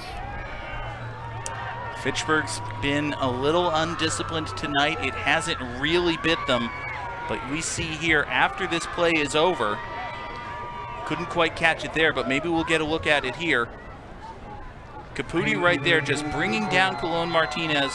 This is all just guys piling on top of him, making the hit. Maybe there was something away from the play there. It sets up 1st and goal for Tantasqua. Ball spotted just inside the 10-yard line. Colon Martinez, the ball carrier, plunges forward. Not much doing for him. Gain of a couple. It'll be 2nd and goal. Now as this field gets shorter, Dan, the Fitchburg defense gets a little more compact. They can get up and try to stuff this run with a little more aggression. Tantasqua has shown basically no interest in going deep, especially since the interception by Thompson. They've only thrown a couple of times. I think only one pass since halftime. Handoff goes to Colon Martinez to the left side this time. He's across the 5 to the 4. He's still moving it, still moving forward. Gotta believe it's 4-down territory for the Warriors. It's just a question of how much you can get out of Abner Colon Martinez and how much this offensive line can block for him. It's been a tremendously long drive for Tantasqua. 8 minutes and counting. They've had the ball for the entire 3rd quarter. The quarter is almost 3/4 of the way gone. Now 3rd down and goal for the Warriors at the Raider 4. Colon Martinez running to the right side this time. He is hit right at the goal line. He was pushed parallel to the line, Dan. He was on his feet, moving forward inside the 1, and somehow did not get in. Was not able to get there. Just great effort there by the Raiders to knock him there, and now looks like a cramp on the field. Derek Lulamaki, the very last chance to keep him out of the end zone, just came in, dragged him down, had some help as well. Colon Martinez was, as I said, running toward goal on his feet inside the 1, could not get it in. Now, as we said, there is a Raider down at the goal line. Hopefully just a cramp. Hopefully he'll be all right.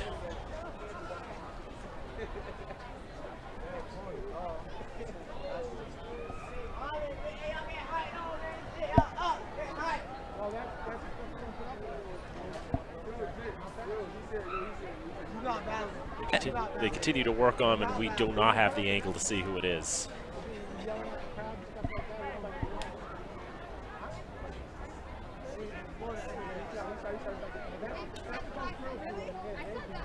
As he gets to his feet, we can now see that it is Jesse Ramos.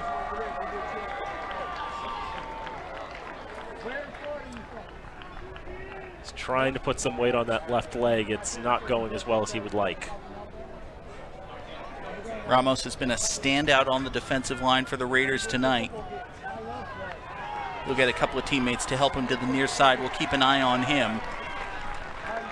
Does not look good for Jesse Ramos, but we will hope.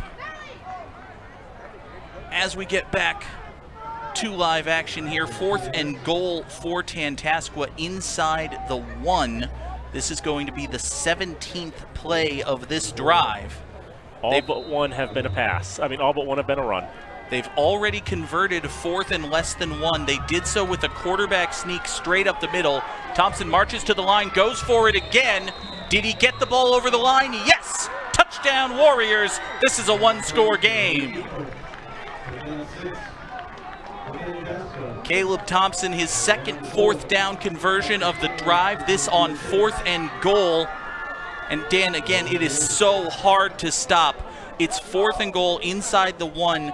You just need to snap the ball and reach forward, and you're basically in. Thompson also got a big shove from behind, helped him out. And now Tantasqua has a chance to get within 5 as they will go for 2. We've established they don't seem to have too much of a kicking game, so this is the option they've got to take. But they've done well to move on this drive, and then they go for the pass. That's intercepted, and that's the end of the drive. Why have they not blown the whistle yet? I don't know. Because there was nothing more that could have come from that. There is no pick 2. Not in the FHS rulebook. Nico Caputi made the pick, brought it back to the 40, just had himself a little wind sprint for funsies. But Dan, that is a big play in this one. It keeps it a 7-point game. Caputi diagnosed that pass beautifully, and then everything from here is just for fun. Great work by Caputi sitting down on that route, and as you said, Dan, Tantasqua really does not have much of a kicking game. We got a chance to see Liam Huback warming up before the game, and he was spotty from extra points. I think it would be fair to say. He did make some of them, perhaps even most of them, but, you know, spotty. Not with the consistency that you would like. We know the one other time Tantasqua scored a touchdown this year, they went for 2, they didn't get it. It was interesting, 16 runs and a pass on that long drive of just under 9 minutes. And on the conversion, they go for the pass thinking, let's try to change it up a little bit, and Nico Caputi was not interested. No. That very easily diagnosed there for the defensive back. If they're going to go to the air, it's going to be very quick. Honestly, it evokes memories of Malcolm Butler. It was that kind of play. Nico Caputi made that kind of defensive jump. Didn't quite have the same level of impact, but it did keep it a 7-point game, and that matters. It kept the opposition off the board when it looked like they had a fairly solid chance to get those points. Huback's kickoff bounces at about the 23, rolls, and is picked up by DeLeon at the 17.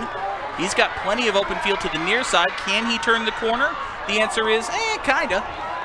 He brings the ball across the 35-yard line, and a flag comes in as he does. He thinks that ball may be advancing to midfield due to some efforts on the tackle, but we'll see. That's what I saw out of my binoculars as well. Maybe a grasping of the face mask is what we saw from up here. Let's see if the officials agree. Horse collar tackle. We're going to go 15 from the end of the run. That's near enough. Horse collar tackle is the call against Tantasqua. It'll bring the ball out pretty close to midfield. And Dan, we've been doing plenty of scoring updates for those of you interested in the baseball match. The Yankees are beating the Red Sox 7-0, so that's nice.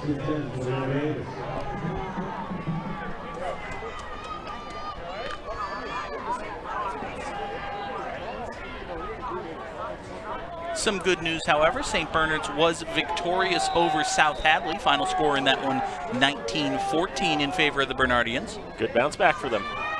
Anthony Aquino, the ball carrier on first down for the Raiders, across the 45 to the 44-yard line. A gain of about 5 for him.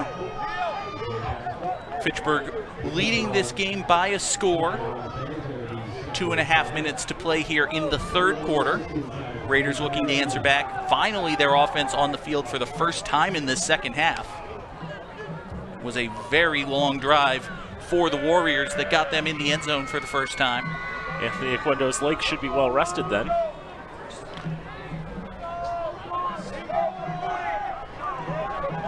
Second down and 5 now for the Raiders. They'll go from the I formation. Quick pass to the near side is high and incomplete. They were trying to catch Tantasqua napping and hit Donovan DeLeon. Pass was a little bit overthrown. Went incomplete. That's the first incompletion in the night for Broussard. And yeah, as you said, you're just trying to catch them off guard a little bit. Now you can see Broussard getting some guidance there from the Fitchburg coaching staff. It looks, Dan, like they really want to pick on Luke Boisford, that right side defensive cornerback. They've thrown his way a number of times. He's playing pretty loose coverage. That time, I think maybe DeLeon wanted to sit down and the ball went over his head as though Broussard was expecting him to just run the streak, or maybe it was just overthrown. Either way, now brings up 3rd down and 5, and we get a flag and an encroachment. Hey, Tantasqua can do that too. Well, they can't do that. They get penalized 5 yards if they do that, but they did that. Dead ball foul, encroachment on the defense. They'll march off 5 yards. I think they're still going to be just short of a first down. It was 3rd and a long 5 as opposed to a short 5. So now it'll be 3rd and less than a yard. But definitely a much more manageable situation for Fitchburg. Could even theoretically, go deep here and then try to go for it on 4th down. Who knows? Some miscommunication out on the field, it seems. I'm not sure the officials are certain whether or not that should be a first down. Judging by the sticks, where the stick was placed for 3rd down, it was definitely short. Are they going to measure? Yep. My goodness, Dan, I don't think I have ever seen a measurement after a penalty. I mean, it makes sense that it would happen because you march off exactly 5 yards, and then if it turns out that it's very close, you bring in the sticks, but I have never seen a measurement after a penalty. I think the thing is, we had it as 5 to go. You march off 5 yards, and you still don't have a first down, so suddenly now you want to double-check the measurement and all that. It's very close. There's an official's head just in the way, but it looks like, yep, you can see it there. Short by, what's that, 4 chain links it looked like? Not very much, but now you got to think, does Tyler Broussard feel comfortable doing a quarterback sneak? If it was 4th down, I would definitely do that. Being as it's 3rd down, I kind of just want to hand the ball to number 1 and see what happens, honestly. Like, that's not as fancy as play fake could go for the end zone, but it still has the potential to go to the end zone. On 3rd down and 1, instead they hand it to number 5 and see what happens. And that works out pretty well for them. Colin Dudek plunges forward, gets the first down. Pretty good play call, I gotta say. Yo, Nico, open the gate. It's just Fitchburg's first 3rd down conversion of the game. They've really only had, actually, Dan, they really haven't had a single long marching drive. Like their first scoring drive started inside Tantasqua territory after the pick, and then there was the huge run by Aquino.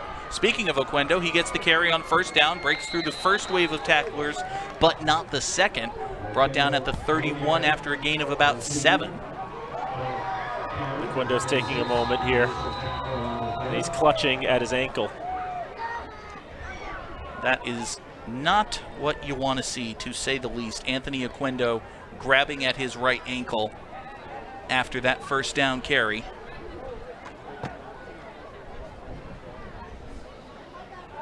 Aquino has been plagued isn't the right word, but we've seen him deal with leg issues and cramping in a couple of games already this season. Yes, he wasn't able to play the entire game against Leominster, and we saw the same issues against Wachusett. He was held out for most of the 4th quarter against the Mountaineers last week. And we think that may have been more preservation more than anything. Well, the training staff led by head athletic trainer Alan Toomley will take a look at him. And obviously Aquino means, it's hard to overstate how much Anthony Aquino means to this Fitchburg offense. But he is back up, walking under his own power. That's definitely good to see. We will keep an eye on the sideline, see if number 1 gets back in this game. He's already jogging off. We'll take a look at the play here, see if we can spot maybe where he gets hurt. Breaks out a 1 tackle there. Nearly gets stepped on.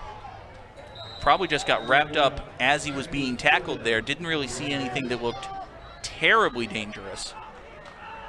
But it is always concerning when one of your best players heads to the sideline with an injury. We will keep an eye on him. Back to live action here. Lucas Bolak back in at quarterback for the Raiders. He keeps it himself. Gets a little bit out of what looked like it was going to be nothing. He's going to be shy of the line to gain, but he is at the 30-yard line. It'll bring up 3rd down and 2. As the sophomore Bolak kept it on the option this time. didn't really find much, but he did a good job maximizing what he had. He'll bring up 3rd down and about 3.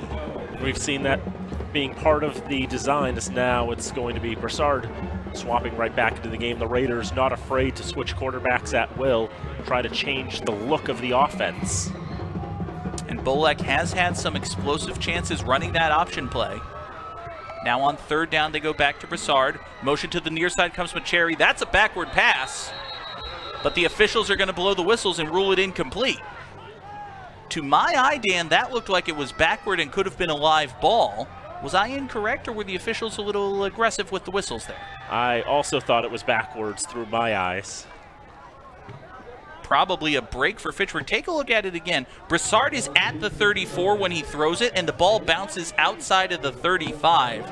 Honestly, I think that is a break for Fitchburg, that they ruled that an incomplete pass.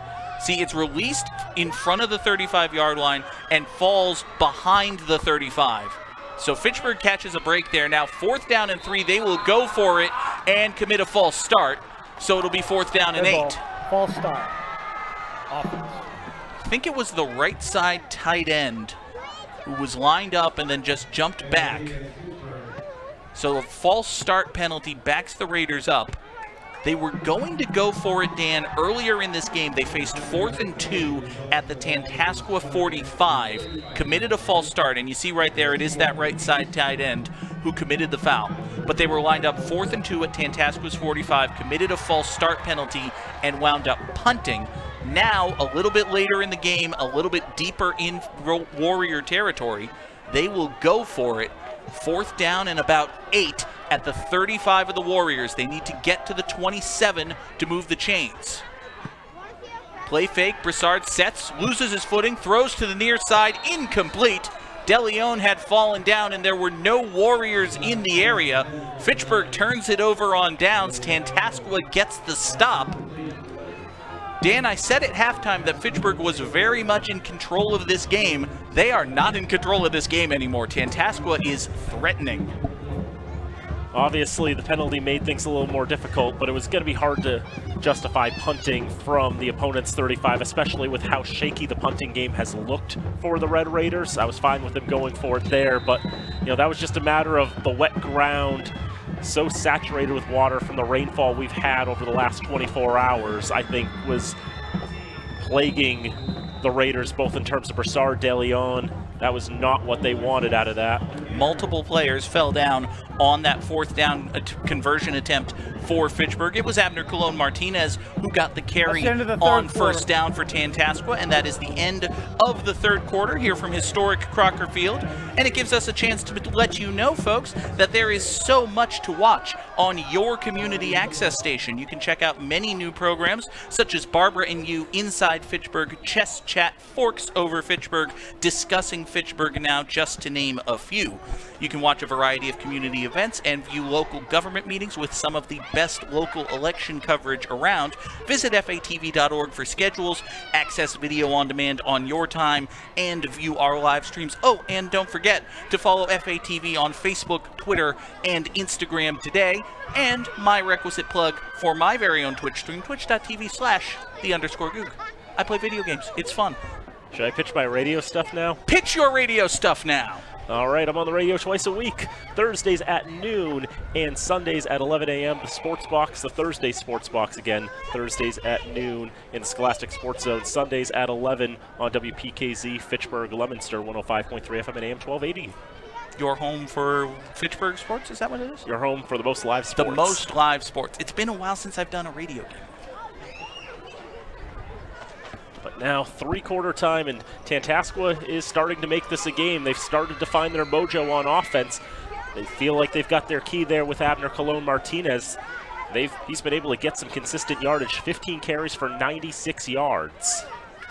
And Fitchburg's defense, Dan, was on the field for a lot of that 3rd quarter. Their offense held the ball for a while, gave them a chance to catch their breath, but we'll see if the Warriors can run it down their throats once again as we start the 3rd quarter with play-by-play from Danny Bolek. So this is Abner Colon Martinez again, trying to plunge up the middle. Not going to quite get to the 40-yard line on that one, and the Raiders really need a stop here.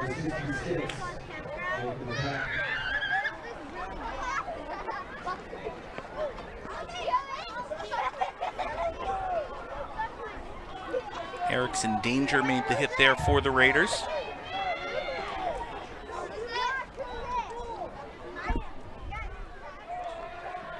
So now 3rd down, 6 to go. I've got Tantasqua's 5 for 8 on 3rd down tonight. I've got Kenny Loggins stuck in my head, so, you know. Will they keep it on the ground, go to the air this time? It's going to be kept on the ground. It's going to be the same back as it's always been, but not able to get back to the line of scrimmage was Abner Colon-Martinez. That is a very interesting play call, Dan. It is 3rd down and 6. You've done pretty much nothing but hand the ball off, and you hand the ball off again. I think they were planning on getting some yardage and then going for it on 4th down. Tantasqua. But now that they've gained nothing, the Warriors will take time out. It's their first of the half.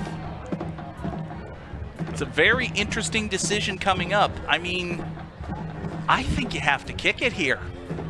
If you go for this and don't get it, it's a backbreaker. We've already seen what Fitchburg can do with the short field. Maybe if the Warriors had gotten something on 3rd down, they were going to go for it on 4th.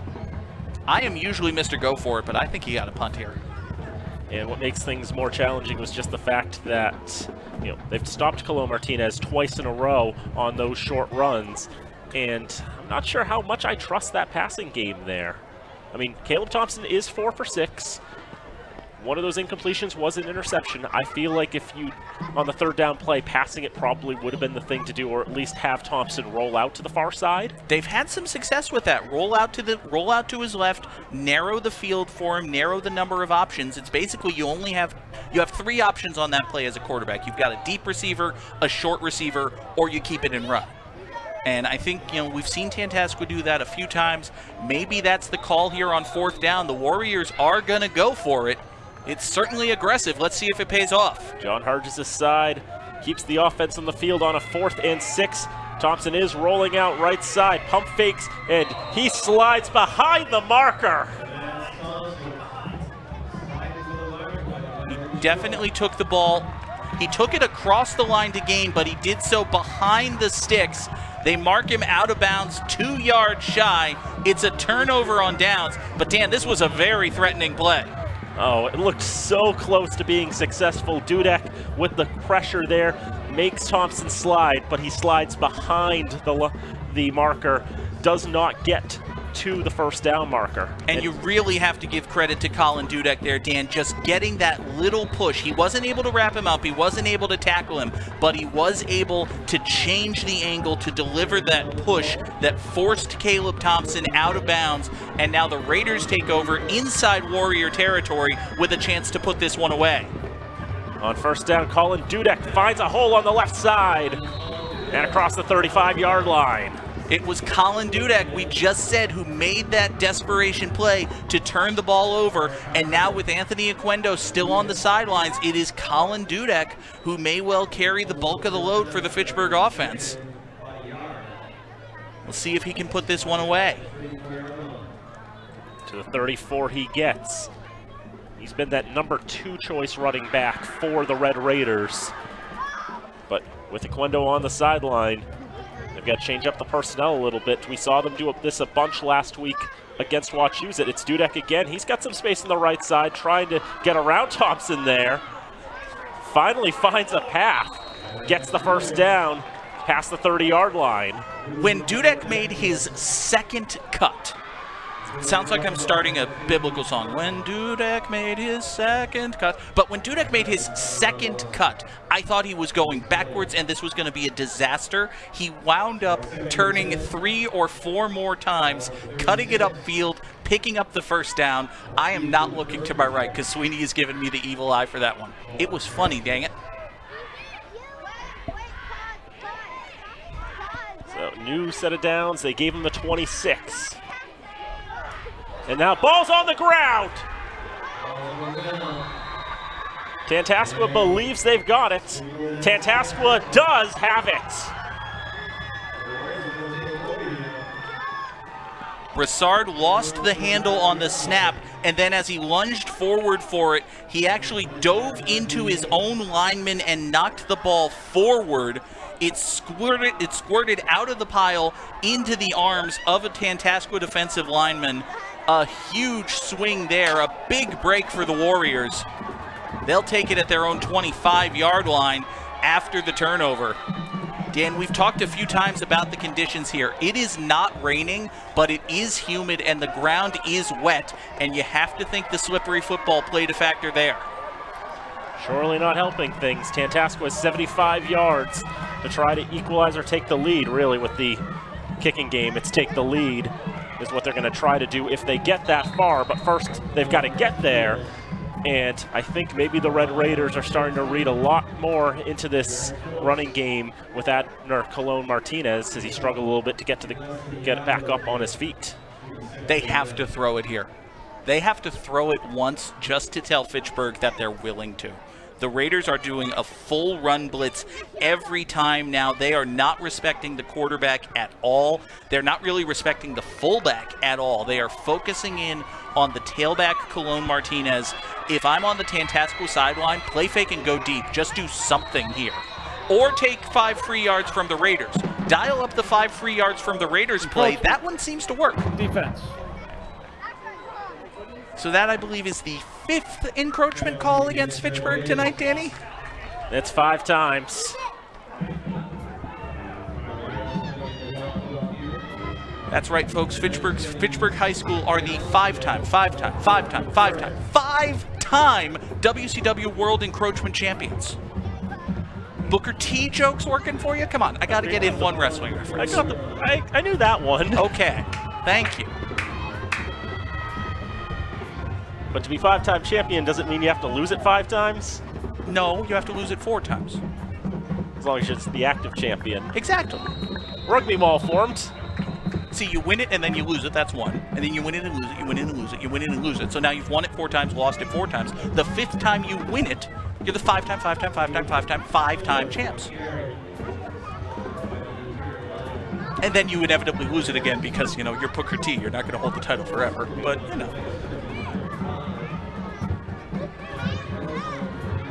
So now the Warriors just spinning their wheels in the grass of historic Crocker Field, 3rd and 5.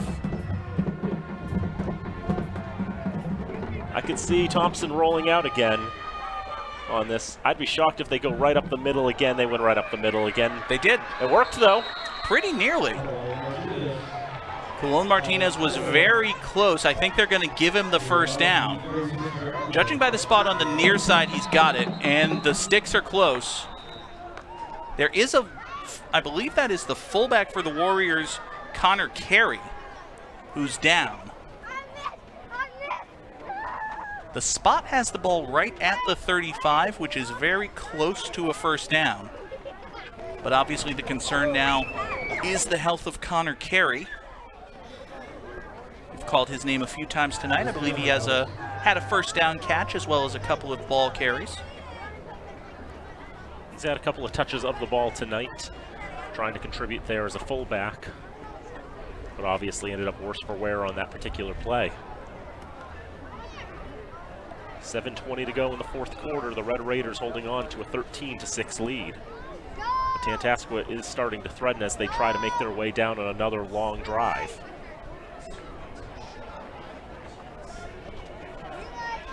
While we have a moment here, we want to let you know that Leominster is leading Neshoba 13-7. Looks like the Blue Devils are going to salt that one away as they take a few knees and run out the rest of the clock. That'll be their first win of the season. Big win for them over the Chieftains. Now the Wolves. Dang it. Big win for them over the Wolves.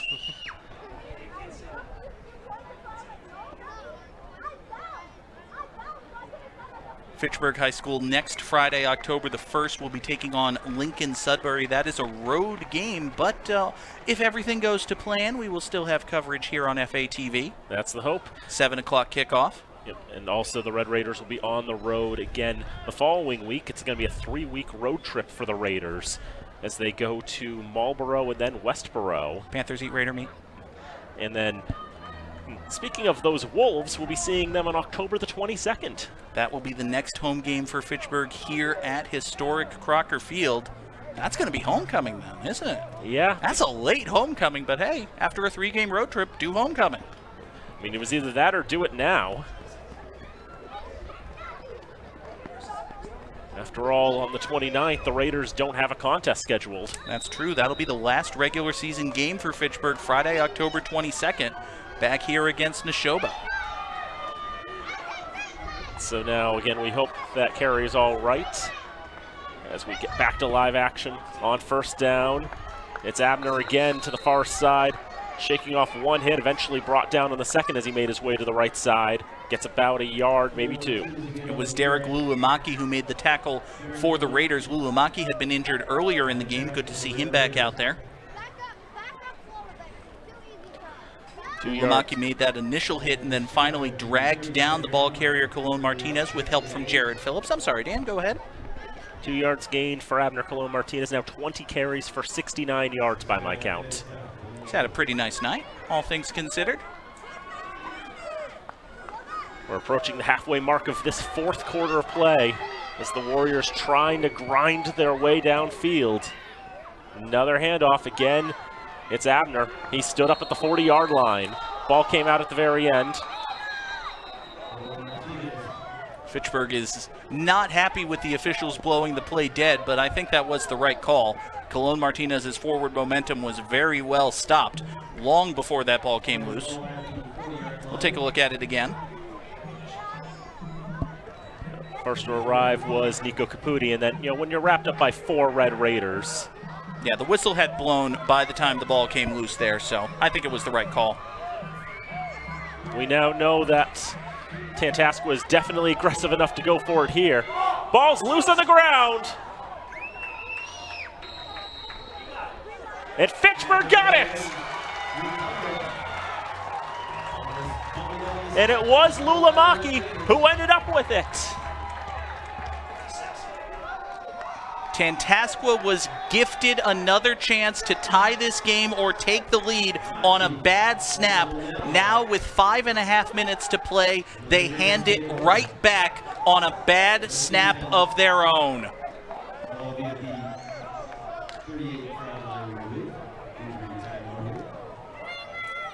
There is a Warrior down close to where that fumble happened.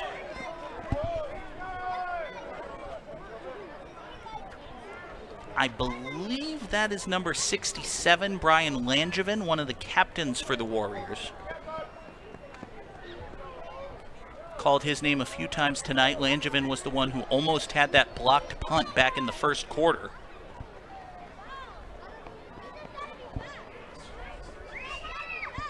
It has gone final. Leominster 13-7, victorious over the Wolves of Neshoba. First win of the season for the Blue Devils. Sure, Todd, Kate, and Bill are happy calling that one. Yep, I think they're going to go home pretty happy from that. Now, question for you, Dan. Yes. Our game has 5.5 minutes left in it, and we have to break down our stuff. Yep. Will we be out of Crocker Field before they are off the air? No. Okay. I think it's going to be close, but I think you're right. Yeah, because they've got post-game. They do have post-game. That's what makes it interesting. We are not on the air for nearly as long. That's true. We love you folks. Really, we do. But our crew would be very mad at us if we tried to do a 30-minute post-game show, and we don't have the sponsors for it. So, Hey, if you want to underwrite a 30-minute post-game show, I'm sure there's a dollar figure that'll make it possible. FATV.org. Contact us. We're not proud. Okay, we're a little proud.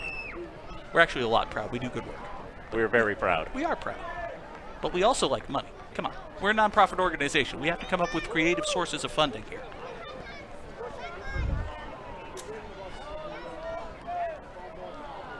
In a statistic that Sean Sweeney's read to us, because he keeps track of the defense and I don't, is that Nico Caputi's got 8 tackles on the night. He's having a fantastic game on both sides of the ball. The Raiders have it 39 yards from goal. And the most important thing to do, keep a hold of the ball, move the ball downfield methodically, keep control of the clock. On first down, This is Colin Dudek up the middle. Colin Dudek tumbles his way to the 30-yard line. Very interesting, Dan. After the problems Fitchburg has had with the conventional under center snap, they go from the pistol here. I wonder if that's going to be the primary look for Fitchburg. You know, back the quarterback up, let the center just toss it back to him. Don't worry about that hand-to-ball exchange. They still get the handoff to Dudek. And it is Colin Dudek who's going to be probably the primary ball carrier. Anthony Aquino is on his feet on the near sideline. He looks to be moving around. To be quite honest, he doesn't look to be very confident in the status of his right leg right now. You know, he's there, but I think he's just there for emotional support at the moment. I don't think he'll play any further part in this game. Wants to help where he can. You see on the right there, Johnny El Silvestri lined up. As the Raiders trying to make their way on the right side of the tackle. But doesn't look like they were able to get any more than that. Colin Dudek stood up at the line. I think they're going to give him a yard. He needed 2. It'll be 3rd and 1. With the way Tantasqua has struggled to get big gains on offense, Dan, even a single first down here could prove huge for Fitchburg. Even if they don't put points on the board, if they can get a first down, burn another couple minutes on the clock, that would be huge. Each team has 2 timeouts remaining in this contest. Dudek will take the carry, finds a hole on the right side, past the 20-yard line, taken down by 3 Warriors just short of the 15. Excellent blocking that time from the offensive line of the Raiders. Colin Dudek does good work as well once he gets the carry, finding the hole, hitting it hard. Dudek presents a very different challenge than Anthony Aquino. He might not have the explosive lateral movement, but once he gets rolling downhill, he is a bulldozer. Dudek's got a little more height to him. He's 6 feet tall, Aquino 5'9", both a little over 200 pounds.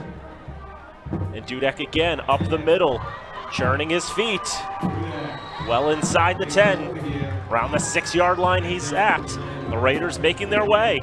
Dan, this is a very well drawn up play. You've got the fullback there lined up to the left side, Johnny El Silvestri. He takes off to the left side as though he's going out for a swing route or to lead block to the far side on an off tackle run, right? And what they do is they hand it off to Dudek going straight up the middle. They've drawn Tantasqua's defense to the right following Silvestri, and then Dudek just goes right up the gut, picks up a big gain, almost enough for a first down. They are in fact going to bring in the chains. I thought he was short, but we'll see what the measurement is. The line of scrimmage was originally the 16. He was down close to the 5, and they will say he got 10. Colin Dudek did a great job just running straight up the middle there behind his offensive line. He was able to pick up the first down. A score here would put this one away. 8 carries for 55 yards for Dudek. Now Dudek trying to go up the middle, but the Warrior line closes in on him. I think Tantasqua was pretty well diagnosed that this is what the Raiders are going to do. They're going to go from this pistol. They're going to give it to Dudek. Then from there, it's just a matter of can Fitchburg's offensive line open up a hole or push the Warrior line back. Tantasqua desperately needs a stop if they are to have any hope of coming back in this one. The Raiders need to be managing the clock as well. Keep their eyes on the back judge. And now it's going to be a pass left side. Caputi looking for it. Pulling it in. He's got it. Touchdown, Red Raiders. Nico Caputi, for that second straight week, finds the end zone through the air. And the Red Raiders make it a 2-score game. So, Dan, you remember when I was saying that Tantasqua had these plays perfectly diagnosed and they knew exactly what Fitchburg was going to do, and what they were going to do was hand the ball to Colin Dudek? Yeah, I'm not very smart sometimes. Nico Caputi with just a size mismatch on that left side, significantly taller than the man covering him. Brassard just had to put it up and let Caputi come down with it as the extra point goes through, makes it a 14-point game with 2:22 to play here in the fourth quarter. Fitchburg leads by 2 scores. They've got that maximum 14-point lead now for the power ratings perspective. Now some Mr. Touchdown.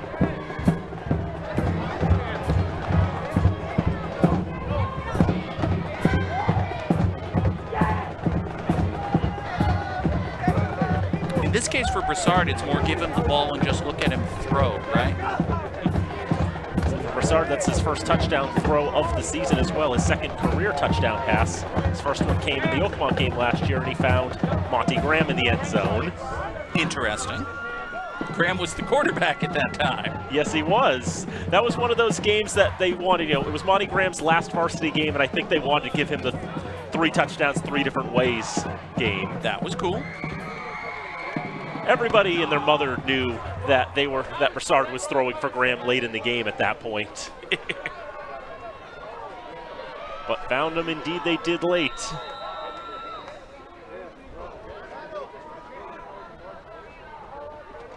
Now let's see what kind of answer Tantasqua may have late. Hauled in around the 20-yard line is Caleb Thompson out there. That's interesting to have your quarterback be the kick returner there, but we did see earlier in the contest, we saw Ryan Wright go down on a return with an injury. And we have not seen Wright come back into the game either, so. Probably a matter of, he's next guy up. Still a pretty solid return there. It's a very good return. Gets out across the 30, maybe to the 35-yard line. I think at the start of the game, Dan, Tantasqua was returning kicks with Isaac Colon and Ryan Wright, and on that one they had Thompson and Nate Winko.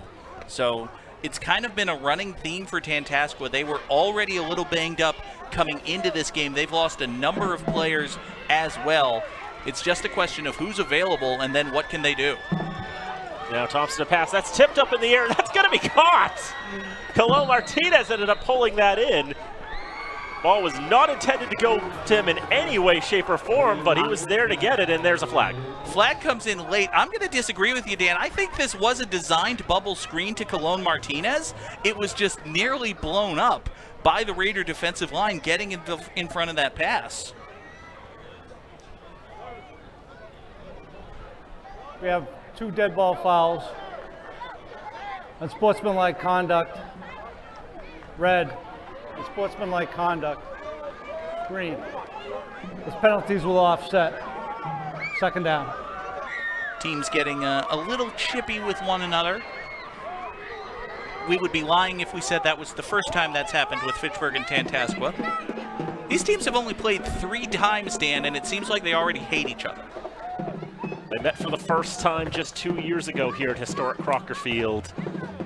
Tantasqua won that one. They met at Foley Stadium in the Central 4 Championship later that year. Tantasqua won that one as well. And now, as Tantasqua makes their way back up there, Fitchburg has not yet had a chance to make the trip down to Fiskdale. How do you think the Warriors faithful would be greeting them if they make that trip at some point? Not very pleasantly. Presumably they'll go there next year, won't they? I would like to think that. Of course, schedules and plagues being as they are, we'll deal with next year when we get to next year. So now under 2 to go in the contest, 14-point lead. The Raiders defense wants to stand up tall here, get the maximum points for the power ratings, but also other things too with the football game and the like. As this time, all that misdirection, it ends up coming out to the near side for Khalil Martinez again. He gets to the 45, and that was the line to gain. There was one guy on the Fitchburg defense, I couldn't see who it was, but this was such a well drawn up and well executed option play by Caleb Thompson that a Fitchburg defender had Thompson dead to rights and then just cut to the left to tackle the guy who did not have the ball. I was so bitten on it, I just saw nothing meaningful out of my binoculars. They're going to bring in the sticks one more time. They'd originally placed the sticks, on the 35s. You would think the line on the field is going to be the line that you have to get. You would think. Looks like they're going to be 2 or 3 chain links shy on this third down. Tantasqua not exactly in a hurry. 1:16 to play. They trail this by 2 scores. I quite frankly don't think they have a big gainer in their playbook at the moment. They're just going to try to run some options and see if they can break one maybe. Question I'd have to go through is wondering what's the longest play they've had all night? Is it anything more than 15 yards? I'd be surprised.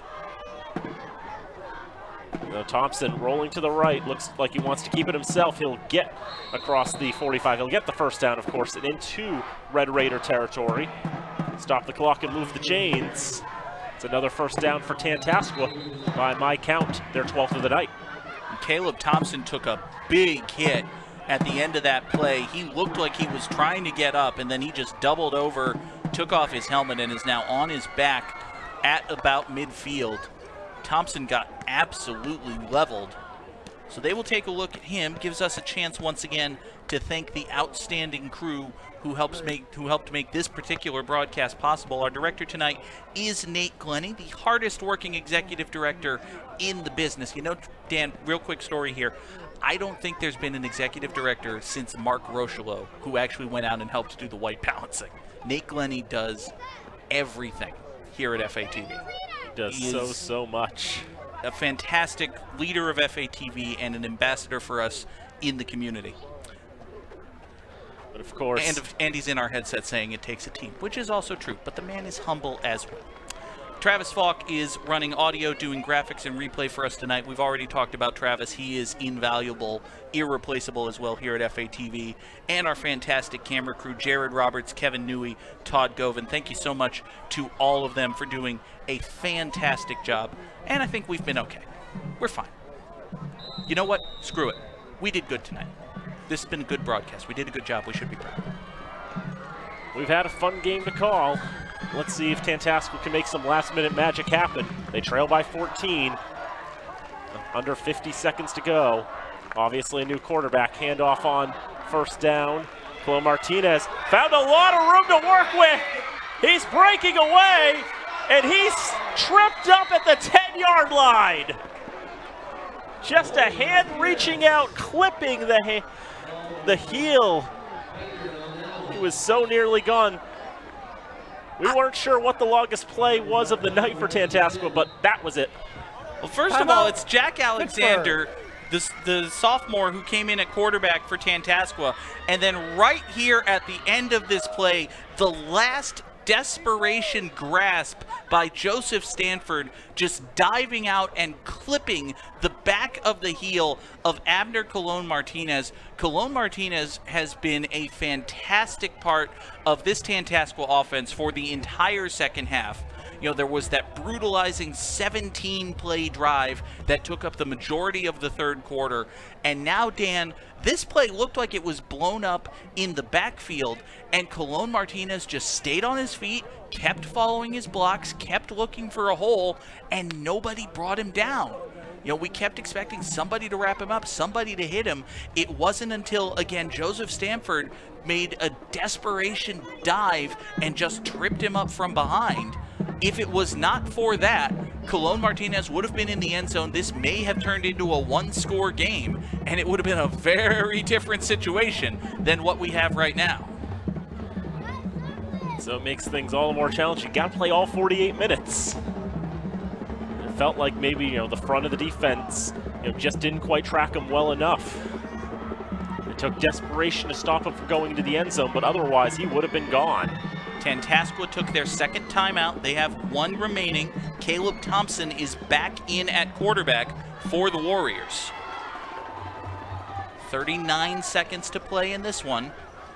It is a theoretical chance for Tantasqua, but it is a chance nonetheless. This game is not quite over yet. 11 yards to goal. Swing out to the right side is going to be complete. On the right side, it was Jack Repose. Now Tantasqua's got to call their last timeout. Tantasqua. It's their second timeout. Well, let's say it was the second timeout, but we're pretty sure that last stoppage had to have been a timeout. I thought so. There was definitely a timeout called. Is it possible that Fitchburg took that timeout? Well, there was 2 and 2 on the board. I know it was 2 and 2 earlier. So there was a stoppage for some reason. And it was too long to be just a timeout on the field to move the chains. We didn't see an injured player.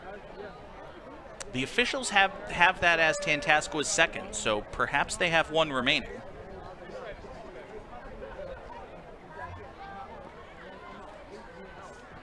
In any case, it's a gain of 1 yard and a clock stoppage with 30 seconds remaining in the game. Thompson 5 for 7 through the air for 43 yards. One of those completions, though, one of those incompletions was to Donovan DeLeon. And that set up the Red Raiders' first touchdown drive. Here we are on television. Hey, that's us. Hello. 30 seconds left in this contest. Tantasqua trying to put a wrench in the Red Raiders' plans. They thought, they could coast to victory with that, turning that turnover on the fumble into a touchdown. But now, what do the Warriors have in store? Again, 30 ticks on the clock. Thompson rolling out to the left side, looking to throw. He throws into the end zone. It's incomplete. Just could not be grasped there by Derek Plowman.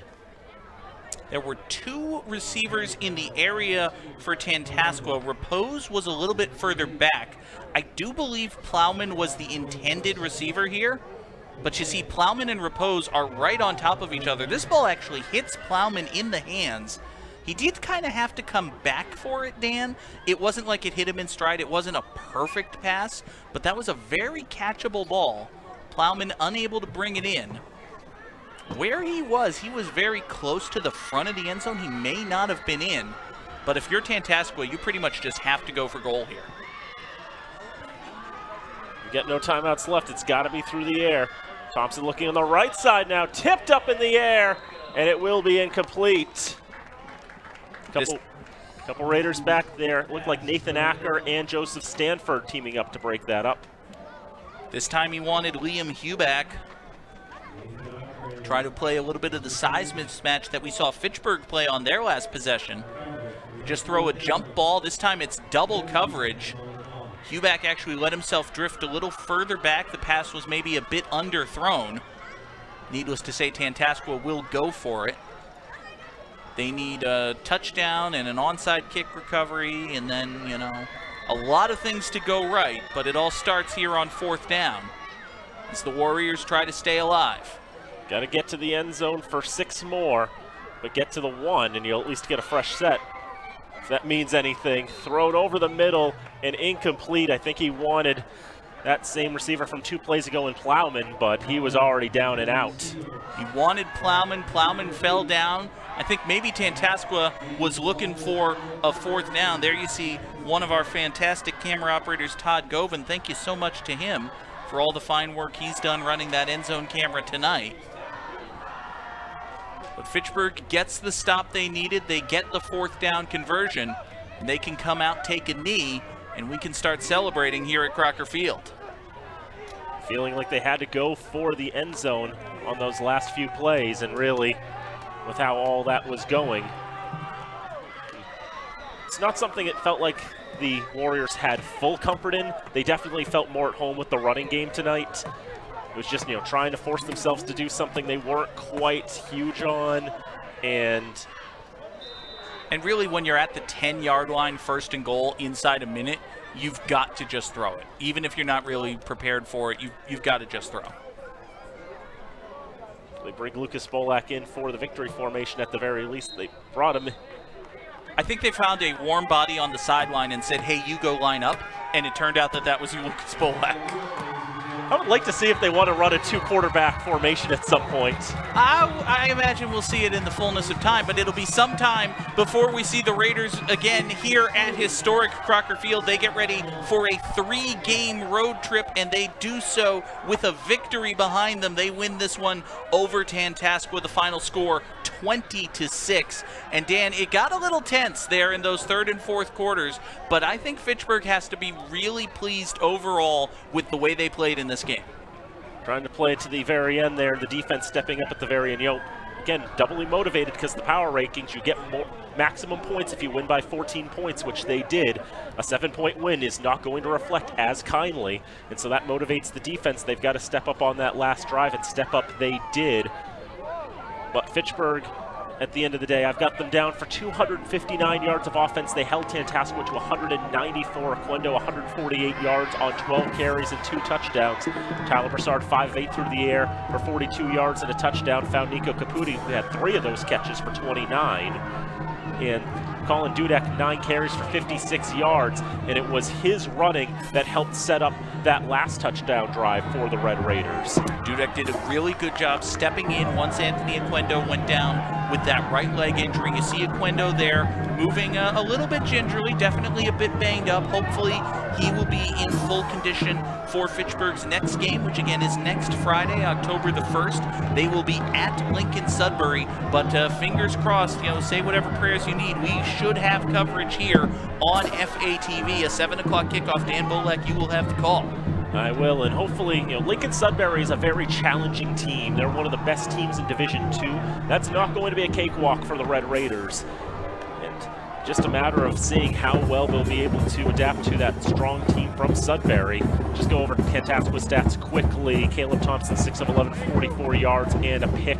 12 carries for 23 yards and a touchdown, but 2 fumbles lost. Abner Colon Martinez at 23 carries for 110 yards. Really turned out to be quite the spark in the offense for Tantasqua. He helped keep those long drives going for the Warriors. And after that, you know, some participation. You know, Aiden Filler, I'm glad he's okay. He took a big hit on the catch he made, but ultimately they didn't go to him too much, just 3 carries for 8 yards. Nate Winko, 5 carries for not very much. Isaac Colon had the catch for 7. And Jack Repose had a couple of catches. Really not a whole lot more to speak of for Tantasqua. They're obviously a very young team. Not quite the team we saw a couple of years ago, but now the Red Raiders finally have a victory against the Warriors on their 3rd try. And I think they'll be happy, to say the least, for that. I would say so. You know, this Tantasqua team is young, but they are by no means bad. They put up a very tough fight here tonight. It was a well-earned victory for Fitchburg High School. Before we say goodbye here, we want to thank one more time all of the underwriters who helped make this and everything we do here at FATV possible. FATV's remote productions are underwritten by Workers Credit Union, Rollstone Bank and Trust, the UMass Memorial Health Alliance, Clinton Hospital, North End Subaru, Unitil, Minuteman Press, and the Sentinel and Enterprise. Also, we want to let you know that in addition to the game Friday, October the 1st, Fitchburg High School at Lincoln Sudbury, we will be back here on FATV Saturday, October 2nd at Elliott Field for homecoming as the Falcons of Fitchburg State match up against Bridgewater State. That's a 3 p.m. kickoff. Indeed, and then the following week we'll have Falcon football again. They'll be taking on Framingham, another 3 o'clock kickoff from Elliott. On the 15th, we believe we'll have Monty Tech football for the first time in quite a long time, so they'll be hosting Worcester Tech. And then on the 22nd, we'll be back here at historic Crocker Field, as it will be the Red Raiders hosting the Wolves of Neshoba. A lot of fantastic football coming up here on FATV. A fantastic game we had here tonight. The final score for the final time, Fitchburg High School 26, Fitchburg High School 20, Tantasqua Regional 6. I can get the score right. I called this game. For Dan Bolek, I'm John Gugarty. On behalf of all of us here at FATV, thank you so much for watching and letting us into your homes. We will be back next time. Until then, have a good night from all of us here at FATV.